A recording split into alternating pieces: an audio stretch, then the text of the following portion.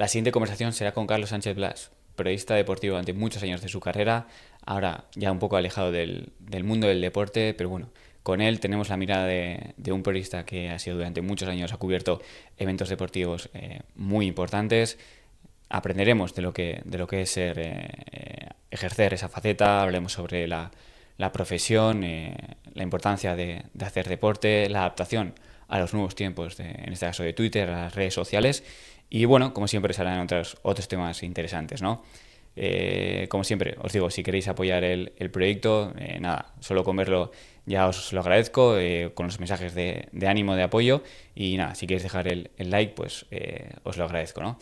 Y nada, os dejo ya con la conversación, espero que os guste, la disfrutéis, esta conversación pausada, reflexiva, que intento traer a este espacio. Así que nada, muchas gracias por verlo. Bueno, Carlos, muchas gracias por estar aquí. Un auténtico placer. Cuando me recomendó Faust ya no tuve dudas en decirte. Y mira, pues bueno, aquí estamos. Hombre, eso no vale porque Faustino es un amigo y es un fenómeno. Claro. Cuenta, pero menos. En puntos, no. Una recomendación de Fausti por amistad, Sí. Yo creo que está bien, pero lo hizo más de corazón que con cabeza. Pero bueno, a ver qué tal sale la charla. Y sí que, al igual que con Faust, tengo aquí algunas frases apuntadas y voy a empezar por una de algunas de esas entrevistas que te he comentado que he escuchado. Y una de ellas decías que yo veo a periodistas que llegan al Bernabéu y firman más autógrafos que los deportistas, lo cual creo que no es una buena noticia, pero es la que hay. Sí, para mí no es una buena noticia, pero no es culpa de ellos, ¿eh? A lo mejor me podría pasar a mí, que no es el caso, obviamente, o le podría pasar a cualquiera. Yo creo que de partida un periodista que es más conocido que un deportista me chirría. Y desgraciadamente, digo por el bien común, por lo que yo considero bien común, que haya periodistas mucho más conocidos que medallistas olímpicos, por ejemplo, o deportistas de élite, o gente que se afana, que se machaca todo el año para ser élite en su deporte. Yo creo que es un poco triste y seguramente es culpa de todos, ¿no? Del emisor y del receptor. Pero obviamente ahora con este foco del entretenimiento hay periodistas en un nivel de élite de famoseo que a mí no me cuadra mucho. Sí, igual se ha tergiversado un poco el entretenimiento que es el periodismo con el show del propio deporte. Antes, bueno, tú eres más mayor que yo, entonces, pues bueno, me indicarás mejor cómo era antes. No me estarás llamando viejo, ¿no? No. Se lo estoy diciendo con más veterinaria y experiencia. Entonces, ¿sabes si hubo una época en la que la prensa intentaba educar o siempre ha sido lo que he conocido yo, ¿no? Desde que tengo conciencia? Si ha cambiado esto últimamente más, luego hablaremos con más detalle con las redes sociales, pero bueno, si hubo una época pasada en la que fue mejor, aunque siempre se... ¿Sabes lo que pasa? Y esto le pasa mucho a la gente en redes sociales que habla de la prensa, se dirige a ti como si tú fueras la prensa. A mí eso a veces digo, oye, yo respondo de lo mío. Como mucho puedo responder y poner la mano en el fuego por una persona de máxima confianza, pero yo no soy la prensa, ni soy el que dice eso, ni soy el que te cabrea con eso. Yo te cabreo con lo mío. Entonces, ¿qué quiero decir con esto? Que la prensa es un ente tan amplio, tan heterogéneo, tan heterodoxo, que no me atrevo a decir de forma general. Ahora, creo que hay productos de todo tipo, que ahora afortunadamente nosotros, como receptores, que yo soy receptor, consumidor de información, puedo elegir un producto reposado como el tuyo, que comunicas una entrevista tranquila para hablar de todo, sin prisa, sin folclore, sin decoración, sin pósters, es decir, una conversación que me gusta mucho el formato, o puedo elegir algo de entretenimiento que me alivia, llego a mi casa, pongo la tele, se pegan 3 gritos, me gusta el forofo de mi equipo y detesto al otro, me voy a la cama y tan a gusto. Bueno, pues digo por concebir un poco los extremos. ¿Es peor que antes? Yo creo que hay de todo, yo creo que ha cambiado mucho. Sí creo que a lo mejor el purismo de periodista, ¿no? El periodista que a lo mejor comunicaba para contarlo mañana, no para contarlo ayer y que me des un clic, eso ha cambiado. La tecnología y la comunicación ha cambiado y seguramente en ciertos aspectos lo ha hecho más, no sé si más liviano, pero menos responsable, menos profundo.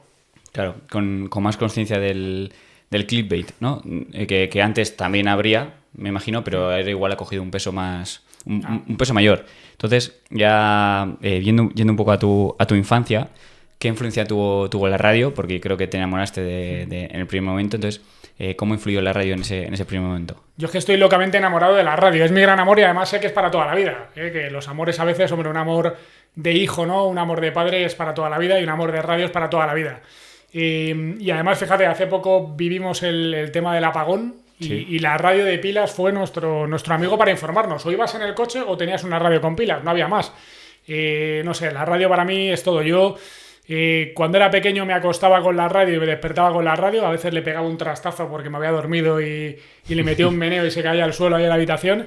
Y es que consumo radio a todas horas. Ahora venía escuchando música, por ejemplo, no siempre información. Venía escuchando música tranquilo por la calle en el metro y me hace compañía, me entretiene, me divierte, me da la vida, me emociona. Me he emocionado. Yo he flotado haciendo radio y he flotado escuchando radio, con lo cual todo lo que te diga de la radio como esa chica que tenemos un amor platónico que nunca te abandona. Me ha quedado bien esto, ¿eh? Sí, que justo me acordaba con lo que decías, que bueno, mi padre también escucha mucha radio, aunque sea una generación mayor, pero creo que sí que ha habido una época, que ahora yo creo que ya no es, que vosotros crecíais con la radio para dormir, bueno, sobre todo para dormir, que es lo que eso. Entonces, bien, con esa reflexión, no sé si tuviste algunos ídolos o primero externos y luego más internos, ¿no? Eso, a ver si tuviste algunos ídolos en esa infancia. Mira, cuando tú eres un chaval al final y te gusta mucho algo, tú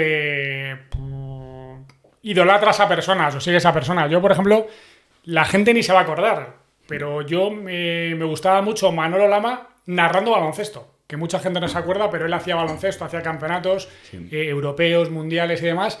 Y claro, yo ponía la radio y escuchaba un partido en Grecia con un ambiente tremendo, cayendo monedas, no era la tecnología como ahora, se escuchaba con un sonido telefónico, ¿no? Con una línea deteriorada y me gustó mucho de siempre la forma de comunicar de Manolo y luego tuve la opción de hacer una entrevista en la facultad, me pareció un tipo cojonudo y la verdad que ahora tengo buen trato con él y es un fenómeno. Y luego, no sé, yo ya no soy tanto de ídolos, pero creo que por exigencia, todo lo que me exijo a mí, lo exijo fuera, que no está bien.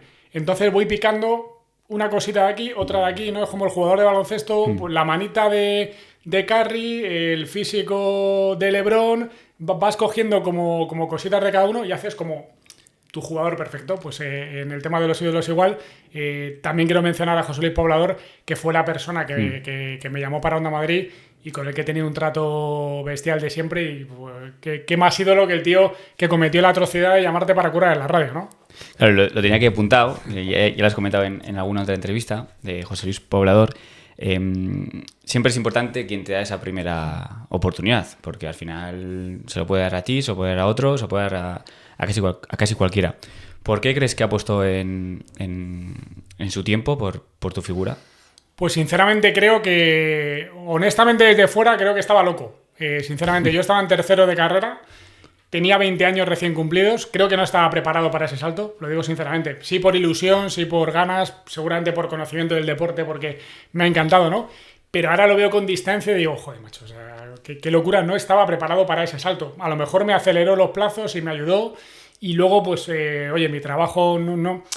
Yo soy cero brillante, pero soy muy machaca, muy disciplinado, ¿no? Para todo en la vida, soy muy de hacerlo todo siempre, de no decaer, y creo que eso me ayuda. Pero honestamente creo que se le piró la pinza completamente, afortunadamente para mí, que me ha permitido cumplir el sueño de mi vida, ¿no? Bueno, yo creo que nunca estamos preparados, ¿no? Porque quien estuviese preparado estaría en una zona de confort que no saldría de ella. Entonces sí que igual vio esas ganas que justamente hablando de Manolo Lama, ¿no? Hacía esa reflexión, ¿no? Que bueno, salió un poco, se hizo viral, lo de los jóvenes, también lo hablé un poco con Faust. ¿Qué opinas tú ahora de que quizás los jóvenes no queremos trabajar tanto? O, bueno, eso lo digo un poco en general, ¿no? Porque, bueno, Manolo explicaba una situación y es lo que se daba. Entonces, claro, también tiene que haber un equilibrio entre lo que das y lo que recibes. Entonces, no sé cómo ves esa reflexión. Bueno, sí, yo lo escuché. A ver, yo creo que Manolo no tiene filtros. Para lo bueno y para lo malo no tiene filtros. Lo dice así y suena mal. Yo creo que lo que quiso decir, y me parece hasta normal. ¿Es una profesión especial? No, no es una profesión especial. Para nosotros sí. Pero es verdad que tú para empezar, pues a lo mejor no estás tan pendiente de los horarios, no estás tan pendiente de la jornada laboral, porque es una profesión que como estás mucho fuera, te toca viajar, hacer una guardia, etcétera, o dar un poquito más de sí para acabar el trabajo, pues creo que quiso decir eso. Ahora, que nadie te explote, es totalmente compatible decir eso a que un empresario o un patrón no se aproveche de ti. Lo dice alguien que defiende a los trabajadores siempre.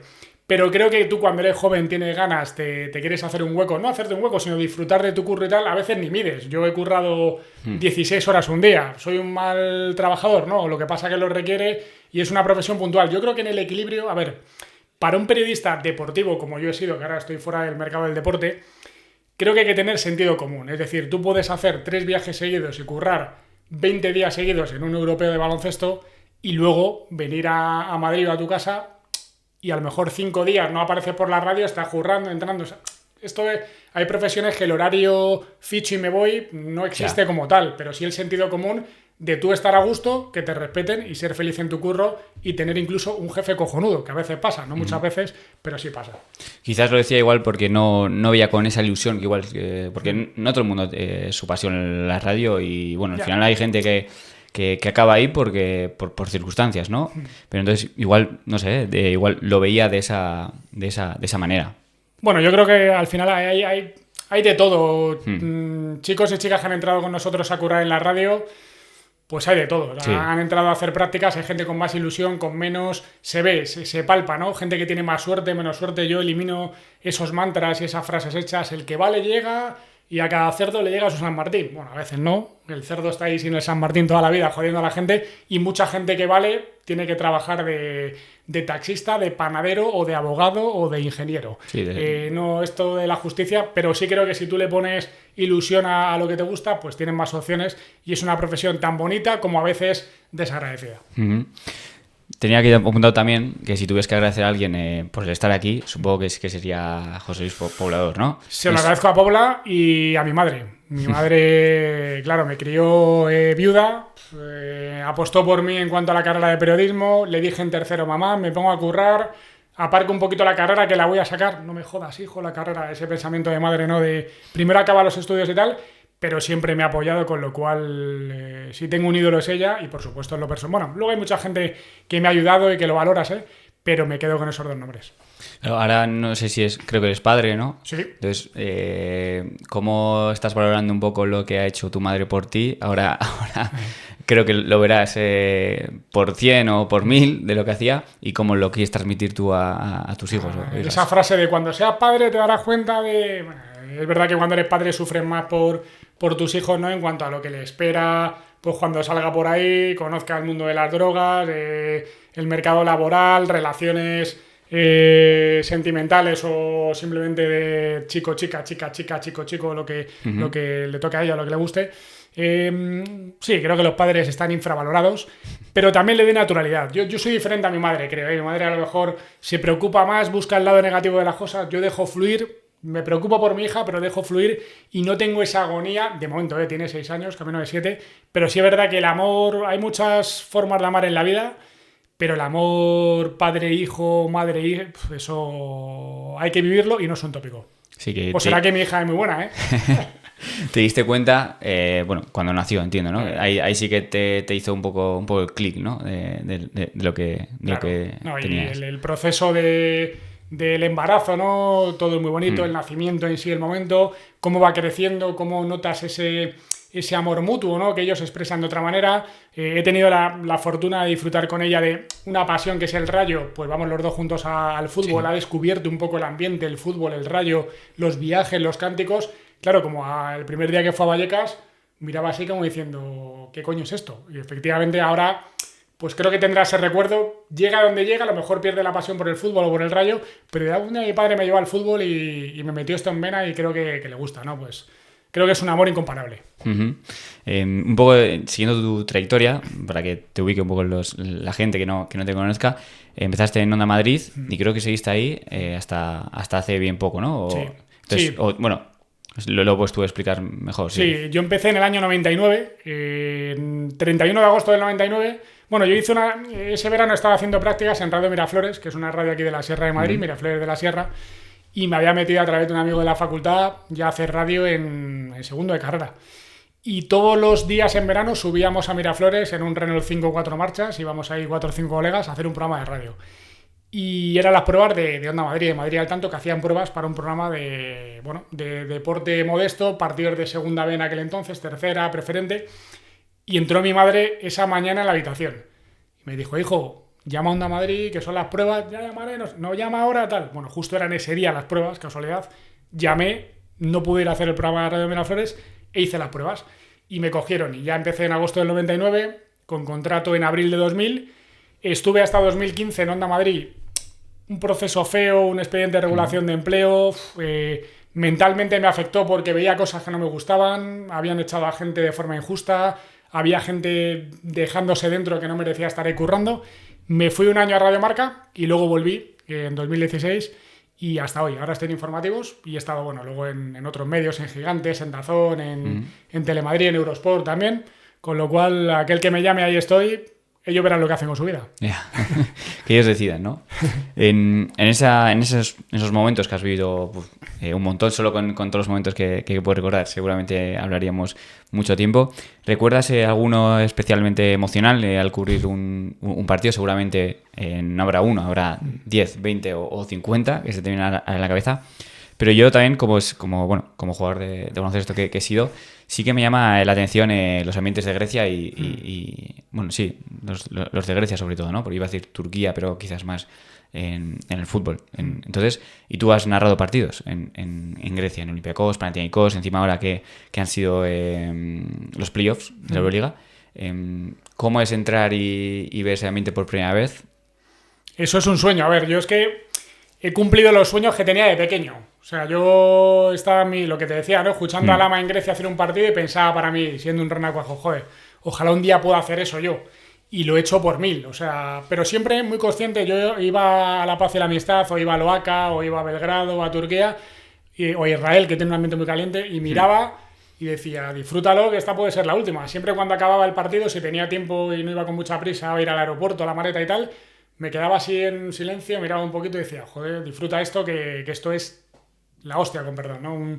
Una forma de disfrutar mágica de tu curro. Me quedo con eso, me quedo con contar cosas en los sitios. O sea, haber contado un partido en Grecia. Hablo también de Serbia, por cierto, que para mí es más que Grecia todavía. Sí, Belgrado es se me salvaje. olvidaba Serbia, sí. Turquía es verdad que aprietan mucho, pero cuando va la cosa mal bajan un poco. Es como en función de cómo vaya el equipo, también en fútbol, ¿no? Galatasaray y demás.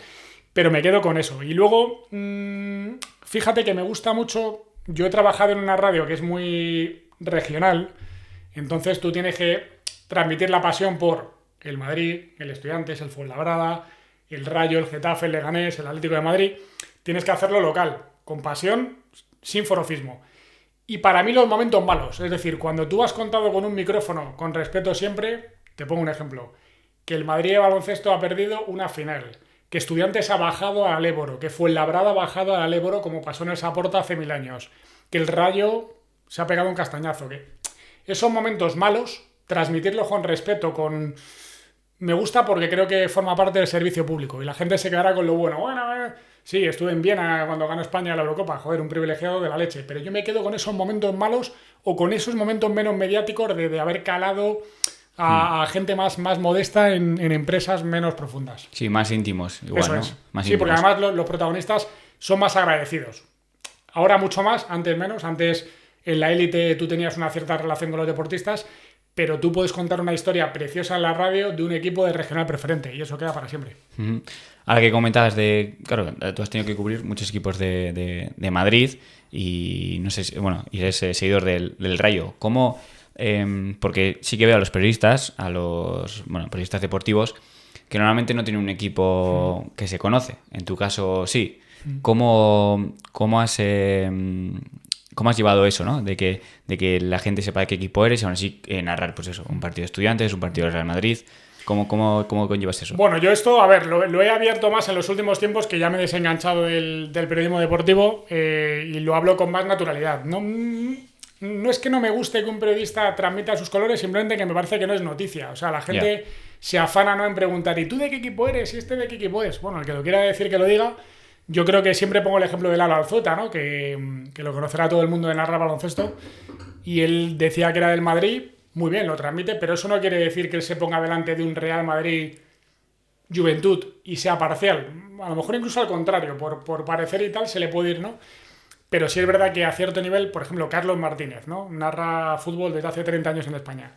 Me parece bien que no diga su equipo. Si ya le caen por todos lados sin saber de qué equipo es, o que la gente no lo sabe, yo a lo mejor sí, pero la gente no lo sabe, imagínate si lo dice. Es imposible mantener la cordura. Entonces, bueno, al final hay una cosa que no me reprocho, que yo he hecho cualquier partido de cualquier madrileño, yo no he mentido de lo que ha pasado, lo que estaba viendo yo no he mentido, o sea, no he faltado a la verdad, yo he dicho lo que pensaba, y luego creo que lo he hecho todo con absoluta imparcialidad, porque es que lo llevo dentro y no narrando no siento esa pasión. Siento la pasión por el madrileño, pero si hiciera un partido Athletic Club Huesca para la ETV, en vasco me costaría, pero en euskera, pero lo haría en castellano con la mayor pasión porque me debo a la gente del Atleti. Sí, justo cuando hacías esa reflexión, bueno, a mí a otro nivel, ¿no? Porque creo que igual cuando vas al estadio sí que sacas ese lado de fanatismo que llevas dentro, pero luego cuando ves un partido o analizas un partido, sí que es como que dejas de sentir, digamos, ¿no? De que, bueno, al final son dos equipos, A y B, y juegan de esta manera, juegan de otra manera. Creo que en tu caso es lo mismo, ¿no? Cuando te pones a narrar, porque claro, mucha gente cuando va al estadio se convierte en un personaje, que no es igual en la vida real. Sí.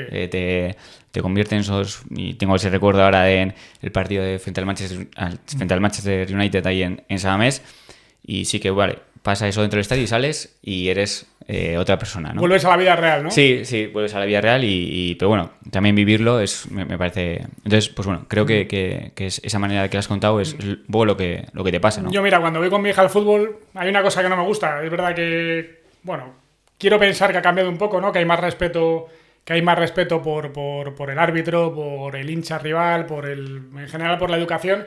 Pero sí, a veces cuando escucho un insulto, una frase, nos miramos los dos y le digo, bueno, que sepas que eso no está bien, ¿vale? Aquí no... O al equipo rival se le puede pitar de vez en cuando porque es un poco para que se pongan nerviosos, le digo, pero no me gusta el transmitirle odio. No, a mí tienen en el cole, ¿no?, amigos del Madrid y del Atleti, que se meten conmigo porque soy del Rayo y tal. Bueno, pues tú no te metas con nadie, cada uno es del equipo que quiera y que disfrute. Y fíjate, te voy a contar una anécdota, una cosa de la que me arrepiento mucho. En un partido de tercera división, no recuerdo cuál, creo que era en Parla, no sé si porque en ese momento me crecí, me vine arriba y tal, dije una frase de un árbitro, estaba en la grada narrando, claro, rodeado de paisanos y tal, y dije que este árbitro es más malo que la carne de pescuezo, no sé qué. Y entonces la gente como que se rió, ¿no? Como que aprobó, qué bueno, tal. En aquel momento, a lo mejor hasta, mira qué bien, se ríen aquí conmigo, soy un fenómeno. Luego lo he pensado con el tiempo y tengo que decir que fui un gilipollas. Sinceramente lo digo, porque no... O sea, no aporta nada que un periodista diga eso. Puede aportar, oye, se ha equivocado, vaya arbitraje, pero no hay que poner siempre las hipérboles, ¿no? Uh-huh. Oye, el árbitro lo hace mal, es un elemento del juego, se dice, pero no, qué malo es, qué nefasto, qué... Y ese comentario, si pudiera dar marcha atrás hace tropecientos años, no lo hubiera hecho. Creo que me equivoqué. Es un comentario de aficionado. Sí, o de gracioso, porque si te metes con el árbitro siempre te van a apoyar, ¿no? Y no me gustó. Justo, pues me viene perfecto porque te quería... Para que lo hiles, ¿no? Para que lo hile, porque... Bueno, tenía aquí una pregunta ya pensada, ¿no? Que si sientes que hay un peso, una responsabilidad al hablar, y creo que lo has dicho con eso, ¿no? Porque, bueno, al final aquí no os ve nadie, parece que no nos ve nadie o no os escucha nadie, pero seguramente en una final de Copa del Rey, una final de Champions, en un partido de Liga, hay mucha gente pues joven, adulta, de mediana edad, de lo que sea, que sí que te ve.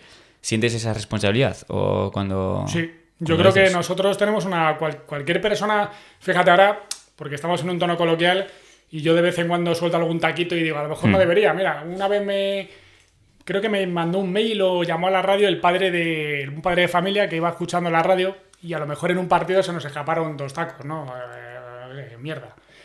Y dijo, oye, tened cuidado a ciertas horas porque voy con mis hijos en el coche y tal. Y dije, joder, tienes toda la razón del mundo, es que me estás dando una lección.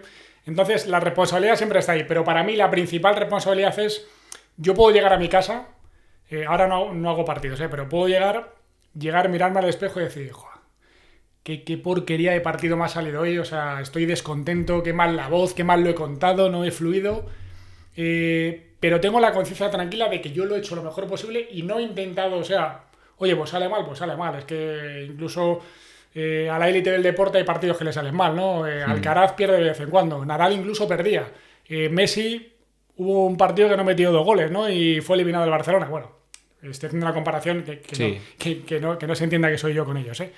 Pero que lo importante es que tú estés contento contigo mismo porque tú habrás transmitido esa responsabilidad social que para mí la tenemos y a veces no la valoramos. Creo que tú al final, oye, hablas a la gente y tienes que transmitir una serie de valores. Claro, todas las personas tenemos días malos, ¿no? Bueno. Pero no todas las personas tenemos un altavoz a la hora de hablar. ¿Crees que también se juzga mucho ese error? ¿Se incide en ello? ¿Se recuerda? La gente no olvida y no sé, esto ya sería un tema más filosófico, si la gente cambia o no cambia, ¿no? Pero no sé qué piensas. Que somos crueles, el ser humano es cruel. Con un narrador que se equivoca lo matamos, con un árbitro que se cae nos reímos de él, con un conductor de autobuses aquí en Madrid que se salta un ceba al paso, decimos, pues está mal saltárselo, pero no sabemos qué le ha pasado ese día, ¿no? A ese conductor, ¿no? Yo creo que, mira, yo durante la penúltima ya época, me he puesto en el micro a hacer programas de 10-12 horas, porque hacía digamos, la continuidad de los acontecimientos del fin de semana. A lo mejor me sentaba a la 1 y me levantaba a las 12, ¿no? Uh-huh. Con unos contratiempos personales severos, o sea, una vida complicada. Se encendía la luz y yo decía, oye, ante todo yo me debo a la gente, el que me está escuchando no tiene culpa de si yo tengo un problema o dos, pero somos humanos, seguramente en algún momento se me habrá notado o no habré estado fino. Pues oye, seas periodista, futbolista, árbitro, camarero o panadero o conductor del metro de Madrid, detrás de una actitud hay una persona y un momento, y juzgamos demasiado rápido. Sobre todo, bueno, ahora hace poco ha sido la final de Copa, han sido los árbitros a hablar.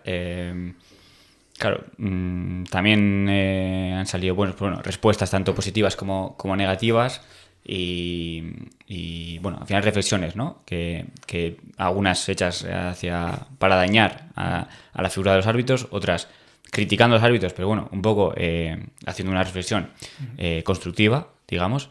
Entonces, ¿qué opinas de que salga un árbitro que al final lloró, ¿no? Se emocionó al hablar de su hijo, ¿no? Se emocionó al hablar de su hijo. Sí que es verdad que al final es una profesión que bueno, salarialmente está bien pagada, entiendo.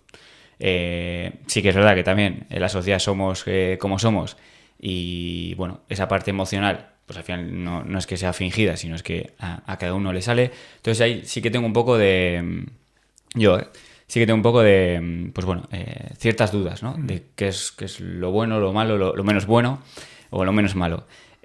¿Cómo lo ves tú, esas declaraciones? ¿Cómo fueron? A ver, yo creo que es compatible defender que el Comité Técnico de Árbitros, el sistema arbitral, debe ser modificado, cambiado, limpiado, no sé, necesita una reestructuración integral. O sea, eso es evidente, compatible con decir que han pasado cosas, ¿no? El caso Negreira, que dejan en muy mal lugar al fútbol español, con decir que de Burgos Bengoechea se puede emocionar hablando de su hijo, de su perra Luquita o de su abuela fallecida. O sea, es que es un ser humano.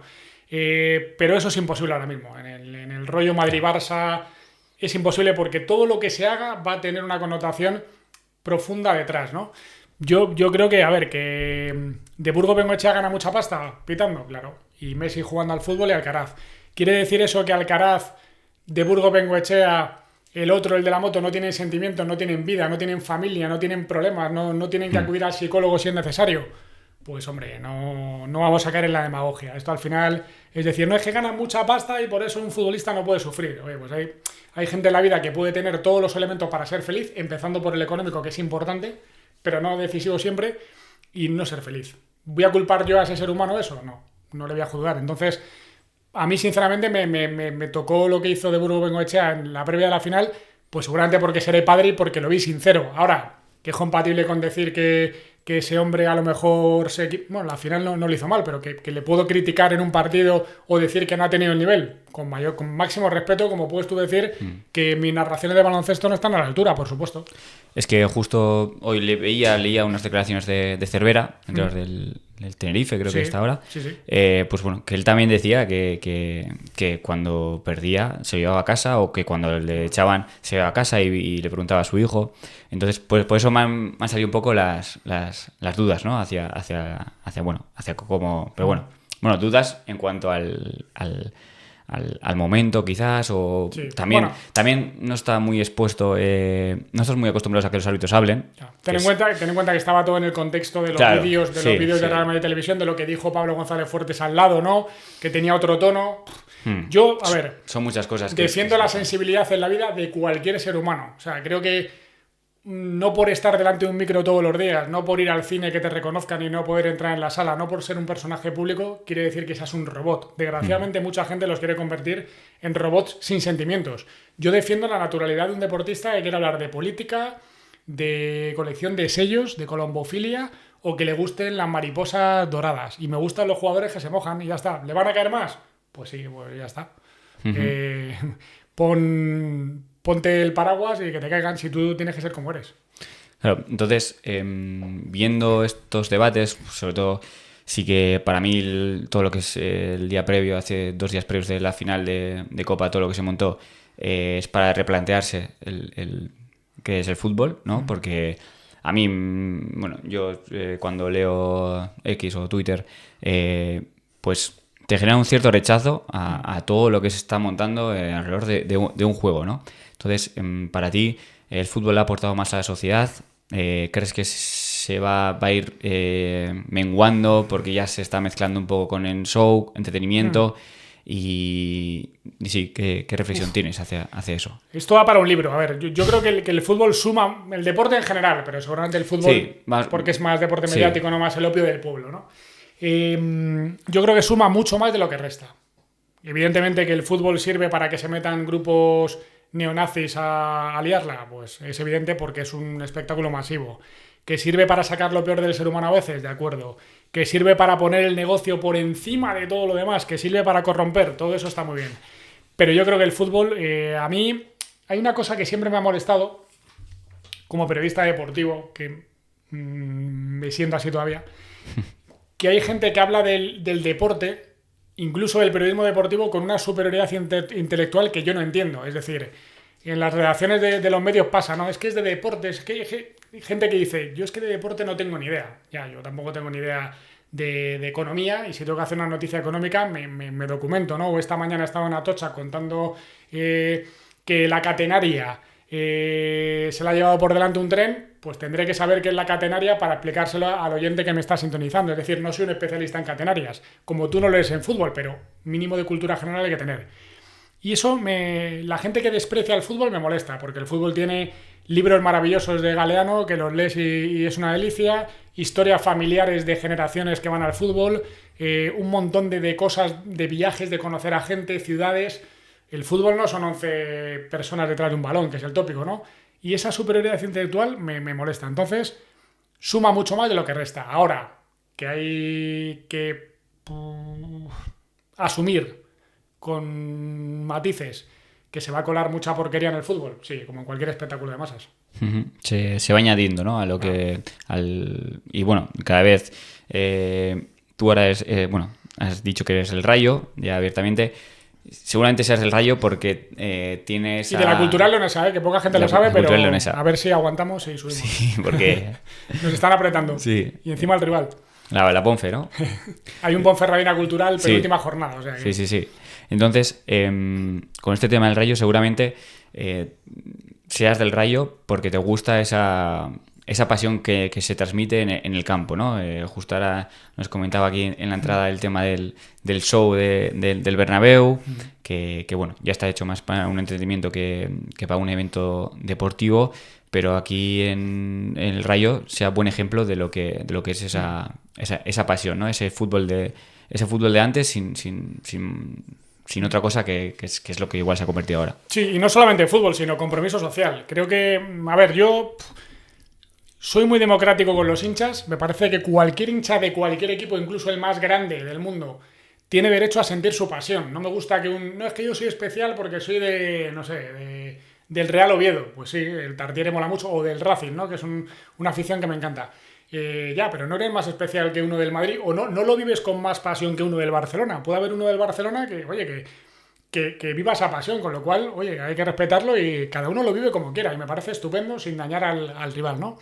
O sea, no me gusta eso de, no, soy más elitista porque mi equipo mola más. Bueno, tú... Pero sí creo que el Rayo tiene una serie de compromisos. Para empezar, tiene un barrio detrás, que en España ha desaparecido completamente. Si te vas a Gran Bretaña lo ves mucho, ¿no? Incluso en Londres, con muchos clubes de barrio, de dónde está el estadio, los negocios de alrededor, se nota. Aquí en España, y si Presa se carga Vallecas, pues se va a terminar, ¿no? Pero la gente es de su barrio, o sea, el Rayo sin su barrio no sería, yo creo, que lo que es. Y el barrio de Vallecas sin el Rayo no sería lo que es. Con lo cual, además de fútbol, es compromiso social, lucha antifascista, antirracista, valores y una forma de pensar que a mí me gusta. Mis amigos de Vallecas del barrio me gusta como son y me gusta, por ejemplo, que mi hija mame esos valores. Es decir, que no vaya al fútbol diciendo, joder, papi, es que hemos perdido, no quiero ir a la siguiente. No, bueno, hemos perdido, pues imagínate cuando ganemos, ¿no? O disfrutar del partido más allá de ha quedado 2-1, 1-2. Hay un envoltorio que a mí me gusta. Ya, el objetivo siempre es ganar, Sí. pero si se puede ganar con tus valores, transmitiendo, ¿no? Porque al final, pues igual el Rayo no va a ganar una Champions League o una Liga, ya. Pero seguramente igual haga más bien asociado con todo lo que has dicho de los compromisos sociales, que también tiene el Atleti ahora que Sí. mucho compromiso social, que al final es lo que sí que creo que debería ser, ¿no? Todo el tema que no sea solo, pues bueno, pone aquí el dinero a alguien Claro. y se convierte en un negocio que muchas veces, con muchos casos, vemos que encima es peor para nivel deportivo. En ese Rayo, bueno, ahora está Íñigo Pérez, antes estaba Iraola. ¿Qué vínculo tiene con el Atleti?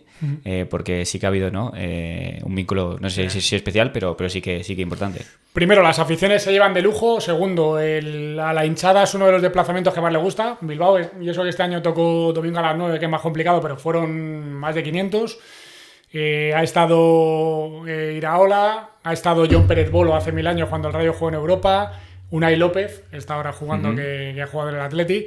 Hay un buen vínculo con todos los equipos norteños, sinceramente, sí. Con la Real, con el Deportivo Alavés, con el Athletic y con Osasuna. Y mola mucho los viajes del Rayo, los que más demanda tienen son al norte. Se lo pasa a la gente de maravilla.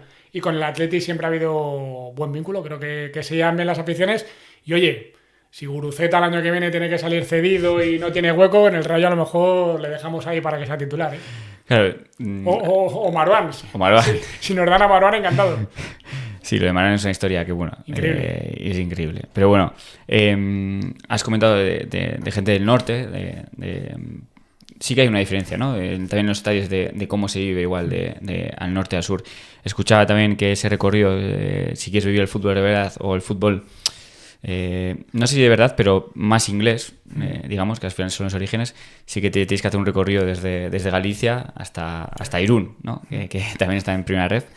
Entonces, ¿ves diferencias entre esas dos modos? Sí. Yo lo comparto. A ver, a mí me gusta mucho. Yo, por ejemplo, San Mamés, el viejo San Mamés lo conocí muy tarde. Lo conocí ya porque no me había tocado de esto que viajas 50.000 veces a un campo y no me había tocado hacer un Athletic Rayo, ni Getafe, ni nada, ¿no? Y me fui a ver, porque me cedió un amigo que tengo en Baracaldo, unos abonos, el Athletic de Bilbao United, aquel 3-0, tremendo que fue, y dije, joder, me he bautizado aquí y luego al nuevo he ido varias veces, ¿no? Pero sí, o sea, al final... Campos de Deportes del Sardinero, el Sadar, Mendizorroza, el Estadio Gal, la Sesarre, todos esos campos tienen un aura especial. Dicho lo cual, sí tengo que afirmar que en el sur se vive de otra forma, pero para mí, por ejemplo, Sevilla y Betis son de los dos ambientes más calientes de España. O sea, tú vas a ver un partido gordo al Pizjuán o a Heliópolis y eso aprieta mucho, pero mucho es mucho. Málaga, en su mejor versión, aprieta mucho. Córdoba, en primera, apretaba mucho. Con lo cual yo creo que, y aquí en el centro, por ejemplo, sí. el Calderón, el Metropolitano se acerca, ¿no? Pero el Calderón en un partido caliente era bestial, una acústica, ¿no? Bueno, yo creo que hay buena cultura de animación aquí. Uh-huh. Como, bueno, volviendo un poco al Rayo, ¿qué recuerdo tienes de Iraola? Porque llegó a semis. Sí que es verdad que siempre parece que el Rayo se cae a final de temporada y no le da, sobre todo este año, para luchar por Europa. Pero ¿qué recuerdo tienes de Iraola? Y luego te preguntaré por Íñigo. Pues fíjate que esto lo he debatido yo con amigos del Rayo. Para mí Iraola ha sido, y lo digo aquí, el mejor entrenador de la historia del Rayo. Son 100 años, ¿eh? Hala, tío, pero si estuvo 3-4 años ya, bueno. Un tipo que lo subió a primera, además con una primera vuelta lamentable. Se metió quinto, bueno, lamentable, que estaba el equipo regular. A punto de ser destituido, ¿eh? Le salvó un match ball. Se metió el último al playoff. Destrozó al Leganés. Le levantó la eliminatoria al Girona. Con Alvarito García y Trejo. En primera lo tuvo tal. Y luego la forma de jugar, su puesta en escena. Y ahora hay que verle, ¿no? En el Bournemouth y va un equipo grande de cabeza a corto plazo. Para mí el mejor entrenador de la historia del Rayo, mejor que Juan de Ramos, mejor que Paquito, mejor que Paco Gémez, mejor que cualquiera, Iraola. Con eso te digo todo y creo que es un orgullo que ese tío haya sido entrenador del Rayo porque lo veremos dentro de 3, 4, 7 años en un equipo muy grande, aparte del Athletic, que creo que es un proceso natural cuando llegue, ¿no? Claro, ahora decías Paco Gémez, que joder, son dos estilos que chocan mucho, porque te iba a decir, joder, pues Iraola al final sí que cuadra bien con cómo es Vallecas, el estilo de juego, que arriesga, que presiona, pero Paco Gémez era algo totalmente opuesto, de control del balón. ¿Cómo se llevó eso en la afición o bueno, cómo lo viste tú? A ver, la primera etapa mejor que la segunda. En la primera etapa Paco metió al equipo en Europa, de hecho, lo que pasa es que no pudo jugar porque estaba en la concursal y no se podía por motivos burocráticos, ¿no? Pero aquel Rayo tuvo partidos muy buenos. A ver, aquel Rayo, es que yo les recuerdo en el Bernabéu, adelantándose además 0-1, no recuerdo, no, creo que 0-2 no, que acabó el Rayo con 9, 2 expulsados, y con 9 estaba abierto y jugando al fútbol. Era un equipo suicida que contra los grandes nunca puntuaba, pero tenía como 25 o 30 minutos de decir, bueno, el Rayo aquí le está pegando un meneo al Madrid en el Bernabéu o al Barcelona en el Camp Nou, ¿no? Yo creo que, a ver, la segunda etapa ya fue más complicada, tampoco socialmente estaba la cosa muy, muy bien, y luego el descenso en Anoeta, aunque no fue en Anoeta, pero fue la derrota decisiva, le hizo mucho daño a Paco y al club en general, porque incluso se habló de posibles jugadores que no se habían empleado al 100%, una rueda de prensa, interruptus de Paco que iba a contar cosas, tal. Bueno, la segunda etapa regular, la primera creo que el Rayo tuvo momentos de jugar muy bien al fútbol. Y ahora con Íñigo, porque también no empezó regular, me acuerdo, hay unas jornadas al principio, mitad de temporada, que no sé si estaba en la cuerda floja, pero sí que se dudaba aquí por lo menos en Vallecas, en Madrid, pero luego ha encadenado unas victorias y sí que ha recordado un poco al estilo que dejó Andoni, ¿no? Que es a lo que quizás la dirección deportiva seguramente que quería hacer, ¿no? Porque ya está muy, muy afianzado en el territorio, vamos. Tiene un estilo parecido dentro y fuera. Dentro no es igual, pero yo creo que es parecido. Y fuera la puesta en escena, ¿no? La forma de comunicarse, su perfil humilde, perfil bajo, creo que es muy parecido al de Iraola. Me gusta. Entró en un momento complicado. La segunda vuelta del año pasado hubo ahí una jornada o dos que el Rayo se metía y no se metió más de milagro, tipo Girona este año, ¿no? O Sevilla incluso, que voy, que miedo el balcón, y al final lo evitaron. Pero este año, temporada completa, ha gestionado muy bien el tema James. Para mí el Rayo ha sobrepuntuado en muchos momentos de la primera vuelta, sobre todo en el tramo de diciembre-enero, ¿no? Ante Villarreal, Valencia... En la racha de victorias, ¿no? Con equipos muy potentes y sin un delantero que meta goles. El mayor delantero del Rayo es de Frutos. Es decir, ya hablamos de 4 o 5 goles. Oye, no tiene un 9, no sé, el Alavés, que está luchando por no bajar, Quique García. Las Palmas, Fabio Silva. Es que vas 1-1, los que están abajo, y tienen un tío que mete goles, ¿no? Creo que tiene mucho mérito, y a mí me llena de orgullo que un chaval como él, porque es un chaval, sea el director técnico del Rayo, y de momento ha ampliado su contrato un año más. Y más en el Rayo, que no es fácil trabajar por el asunto de la propiedad y demás. Eso te quería preguntar también, porque para mí o alguien ajeno al Rayo siempre escuchas de presa, pero no sabes, esto sería otro melón, ¿no? Pero un poco, pues no te acabas enterando porque, lo escuchas de oídas, lo lees, pero no te fijas mucho, ¿no? ¿Cómo es ese tema de presa? ¿Por qué siempre está en el punto de mira o por qué siempre está ahí candente el asunto. Pues esto haría para un monográfico. A ver, yo creo que Raúl Martín Presa, que lleva ya en la presidencia camino de 3 lustros, que se dice pronto, creo que siempre es como si un grupo de amigos vamos por la carretera, yo voy por el carril de la derecha, que soy muy prudente, otro por el del medio y otro por el de la izquierda. Bueno, y otro por el de más allá porque es una autopista de 4 carriles. Y hay tráfico. Todos vamos en esa dirección, más o menos ligeros, pero no podemos pasar de 80, hay mucho tráfico. Presa es siempre el coche que viene por ese lado, pero en sentido contrario. Entonces, él se piensa, cuando le para la policía, oye, señor, que usted está exponiendo a la gente a un riesgo alto, ya, pero que yo voy bien. No, pero que van bien los demás, que son cientos y cientos de vehículos que van bien. No, es que el que voy bien soy yo. Para mí es el símil, él va en sentido contrario, pero piensa que va bien, escucha poco, o a veces cuando escucha no asimila. Y luego, a ver, voy a decir esto con prudencia. Se habla mucho de problemas médicos. No lo digo yo, lo dijo su médico, el doctor Carlos González, que tenía una patología. Yo creo que en la forma de expresarse, de actuar, no sé, que esté la lona, por ejemplo, en el fondo todavía de la pandemia, ¿no? Una lona que, bueno, que es por el recuerdo de su padre y demás. Bueno, ya, pero la vida sigue, vamos a lanzar un mensaje optimista al barrio, ¿no? Vamos a poner una cosa del centenario en esa lona que ve todo el mundo por la tele, ¿no? Recordamos a los muertos de la pandemia. Yo perdí a mi abuela y mucha gente, a familiares, pero la vida sigue, no vamos a recrearnos en nuestras lágrimas.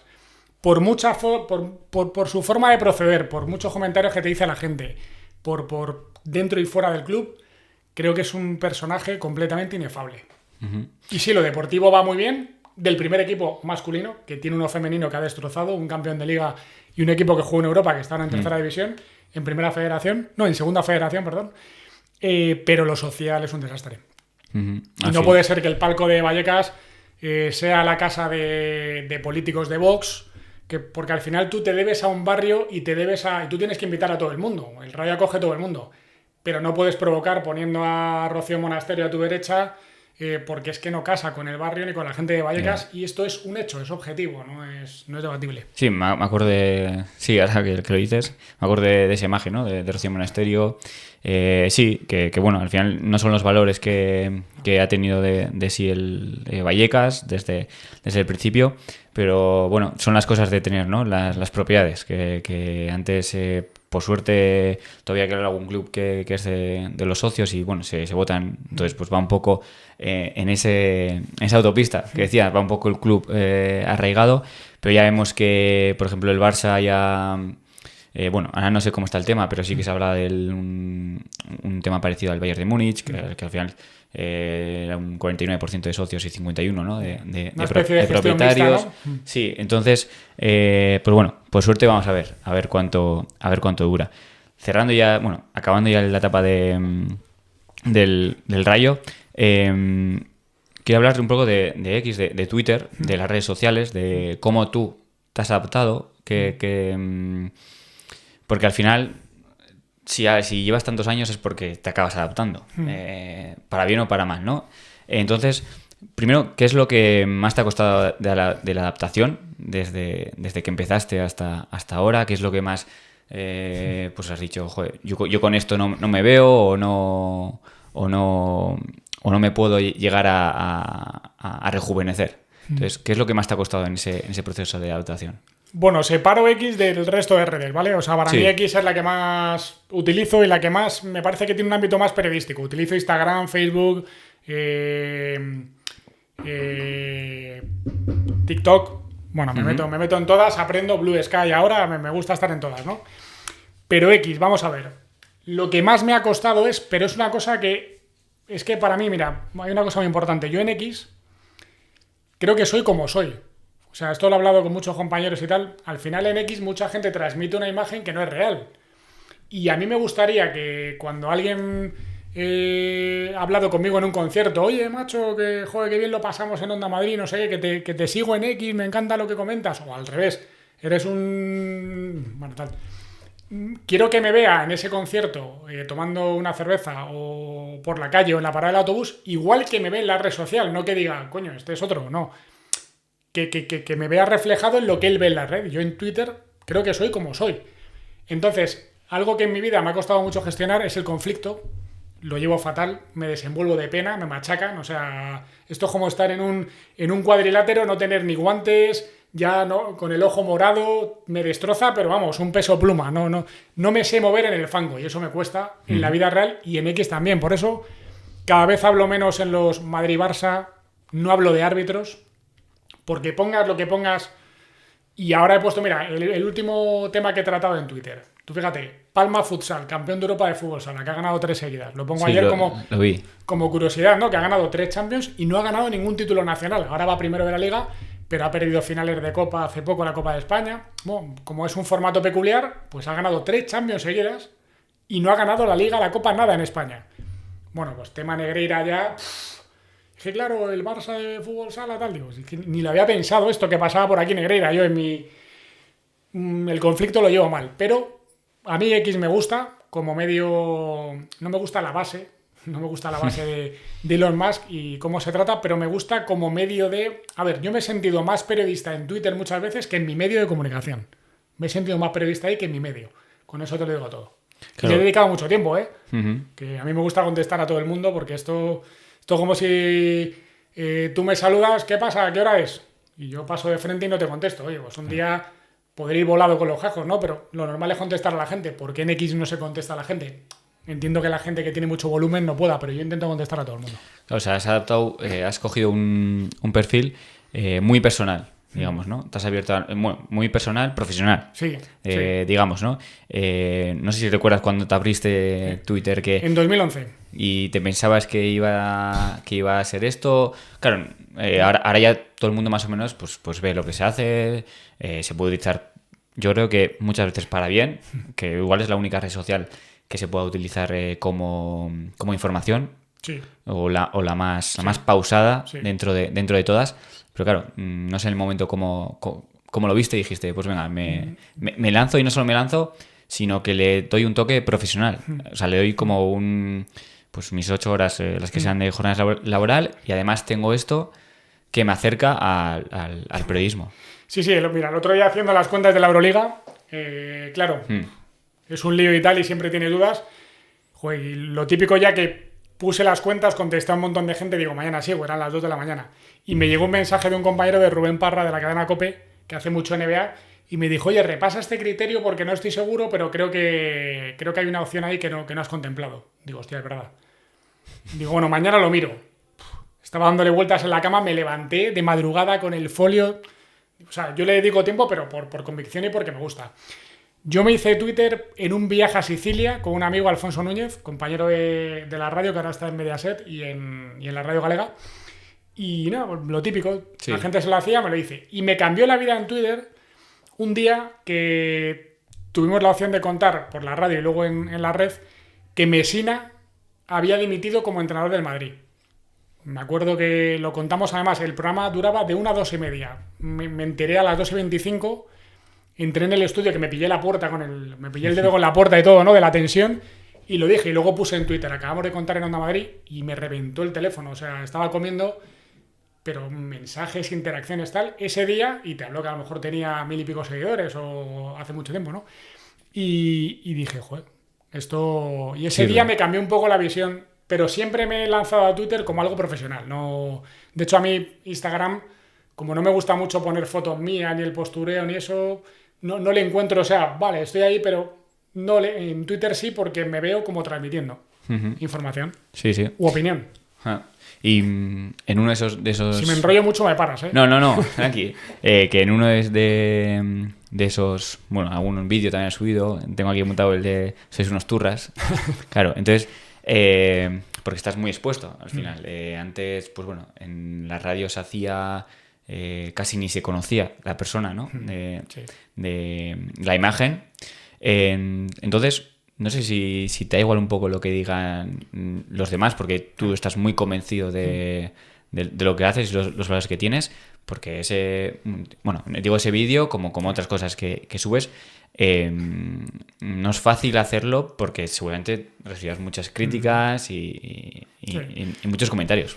Sí, pero yo estoy convencido. A ver, yo valoro mucho lo que me dicen, ¿eh? Y cuidado, que en X hay mucha gente con muchos más conocimientos que yo de baloncesto y de deporte, pero muchos más que yo. Lo que pasa que a lo mejor el ruido tiene más repercusión y si alguien te insulta, le da más importancia a que alguien te dice, oye, pues yo creo que Chus Mateo se equivocó con la segunda unidad o que Chus Vidorreta no gestionó bien el último cuarto contra Unicaja, me lo invento, ¿vale? Hay mucha gente que sabe mucho de básquet, que no, digo de básquet porque es de lo que más hablo, pero de deporte en general. Sí me importa lo que digan los demás. O sea, no es, para mí no es una red unilateral. No suelto ahí mi historia y que diga lo que quiera. No, me gusta leer los comentarios de la gente y demás. Pero tienes que, a ver, yo tengo un público mayoritariamente madrileñista, es decir, tengo mucho aficionado del Real Madrid de baloncesto, lógicamente, porque he comentado mucho y tal, pero si yo tengo que poner que Billy Hernán Gómez ha hecho un partidazo con el Barça y tal, que seguramente voy a perder 10 o 15 seguidores de golpe, yo lo voy a poner porque es lo que quiero poner. Y yo no me limito a poner cosas de un equipo solo, pongo lo que me apetece. Como ayer puse una cosa del Palma Futsal, porque me gusta el fútbol sala y lo pongo, ¿sabes? Pero no mido. Trato de opinar con respeto, pero no mido a ver cuántos seguidores voy a perder, a ver el que dirán. Ahora, sí tengo una línea roja, tema de árbitros. Eso no porque al final se convierte en un lodazal que no me gusta. Ahora, si tú me preguntas, como en una mención, oye, ¿te ha parecido penalti o te ha parecido 2+1 o tal? Yo te contesto y te doy mi opinión. Pero no pongo, porque es que no sirve sirve solo para llenar eso de barro y no me gusta. Sí, al final sirve para tener interacciones, muchas interacciones. Entonces, claro, cada uno decide un poco las líneas que quiere seguir. Sí. Al final, todo el mundo, la gente tiene que comer, para bien o para mal. Es que el conflicto se monetiza mucho y el forofismo se monetiza mucho. Cuidadito con esto. Por eso, que no sé, cada vez estoy más lejos del bien o del mal, porque no creo que hay hechos. Entonces, pues bueno, me parece que cada uno tiene que seguir las líneas y que la gente, con criterio, que opine, ¿no? También, mira, rebuscando una charla con Miguel Quintana, cuando ahí ya hacía unos cuantos años. Ecos del balón, ¿eh? Sí, eso es. Sí, de unos 15 minutitos, que es bastante recomendable. La pondré también en el link, que ya que la encontré, pues mira. Comentabas hablabais de los bonus track del disco. No sé si era con Miguel, ¿no? Bueno, igual ya no te acuerdas. No me acuerdo. ¿De los bonus track a qué te refieres? Me refiero a que no se ve mucho, o sea, se ve mucho el trabajo del periodista. Pues haces la narración de un partido de Euroliga y se ve, pues eso, tus 2 horas de trabajo. Pero luego, ¿cómo ese trasfondo que hay de todo ese proceso, ¿no? Porque que la gente, hay gente que la quiere saber y otra gente que no, o le da igual, pero a los que sí que quieren ese bonus track de al final del disco, de cómo se ha hecho, que quizás no, seguramente lleve mucho más tiempo de lo que al final es el propio producto. No sé si puedes comentar ese bonus track. A mí me encanta, a mí el bonus track me encanta, el que va por delante y el que va por detrás. Es decir, el single que sale a pelo y luego el bonus track, ¿no? Por ejemplo, DAZN, que he pasado ahora por aquí, cerca, en la etapa de DAZN requería, al menos por mi parte, una preparación de partido brutal, porque tú contabas un partido de Eurocup entre el Cedevita Ljubljana y el Pinar Karsikaja, me lo invento, ¿no? Para pocos receptores, pero oye, sea uno o sea 1000, tienes que hacerlo lo mejor posible. Y yo me lo preparaba mucho y además con el mismo ritual, ¿no? El folio, dividir con una línea, un equipo datos, el otro equipo datos, luego precedentes. Tengo como un ritual para preparar partidos. Me gusta prepararlo, me gusta tener muchos datos, aunque no suelte todos a cascoporro, que es un error luego del narrador, que quiere contar todo lo que sabe, no. Tú lo tienes que tener controlado, si cuadra bien y si no, no pasa nada.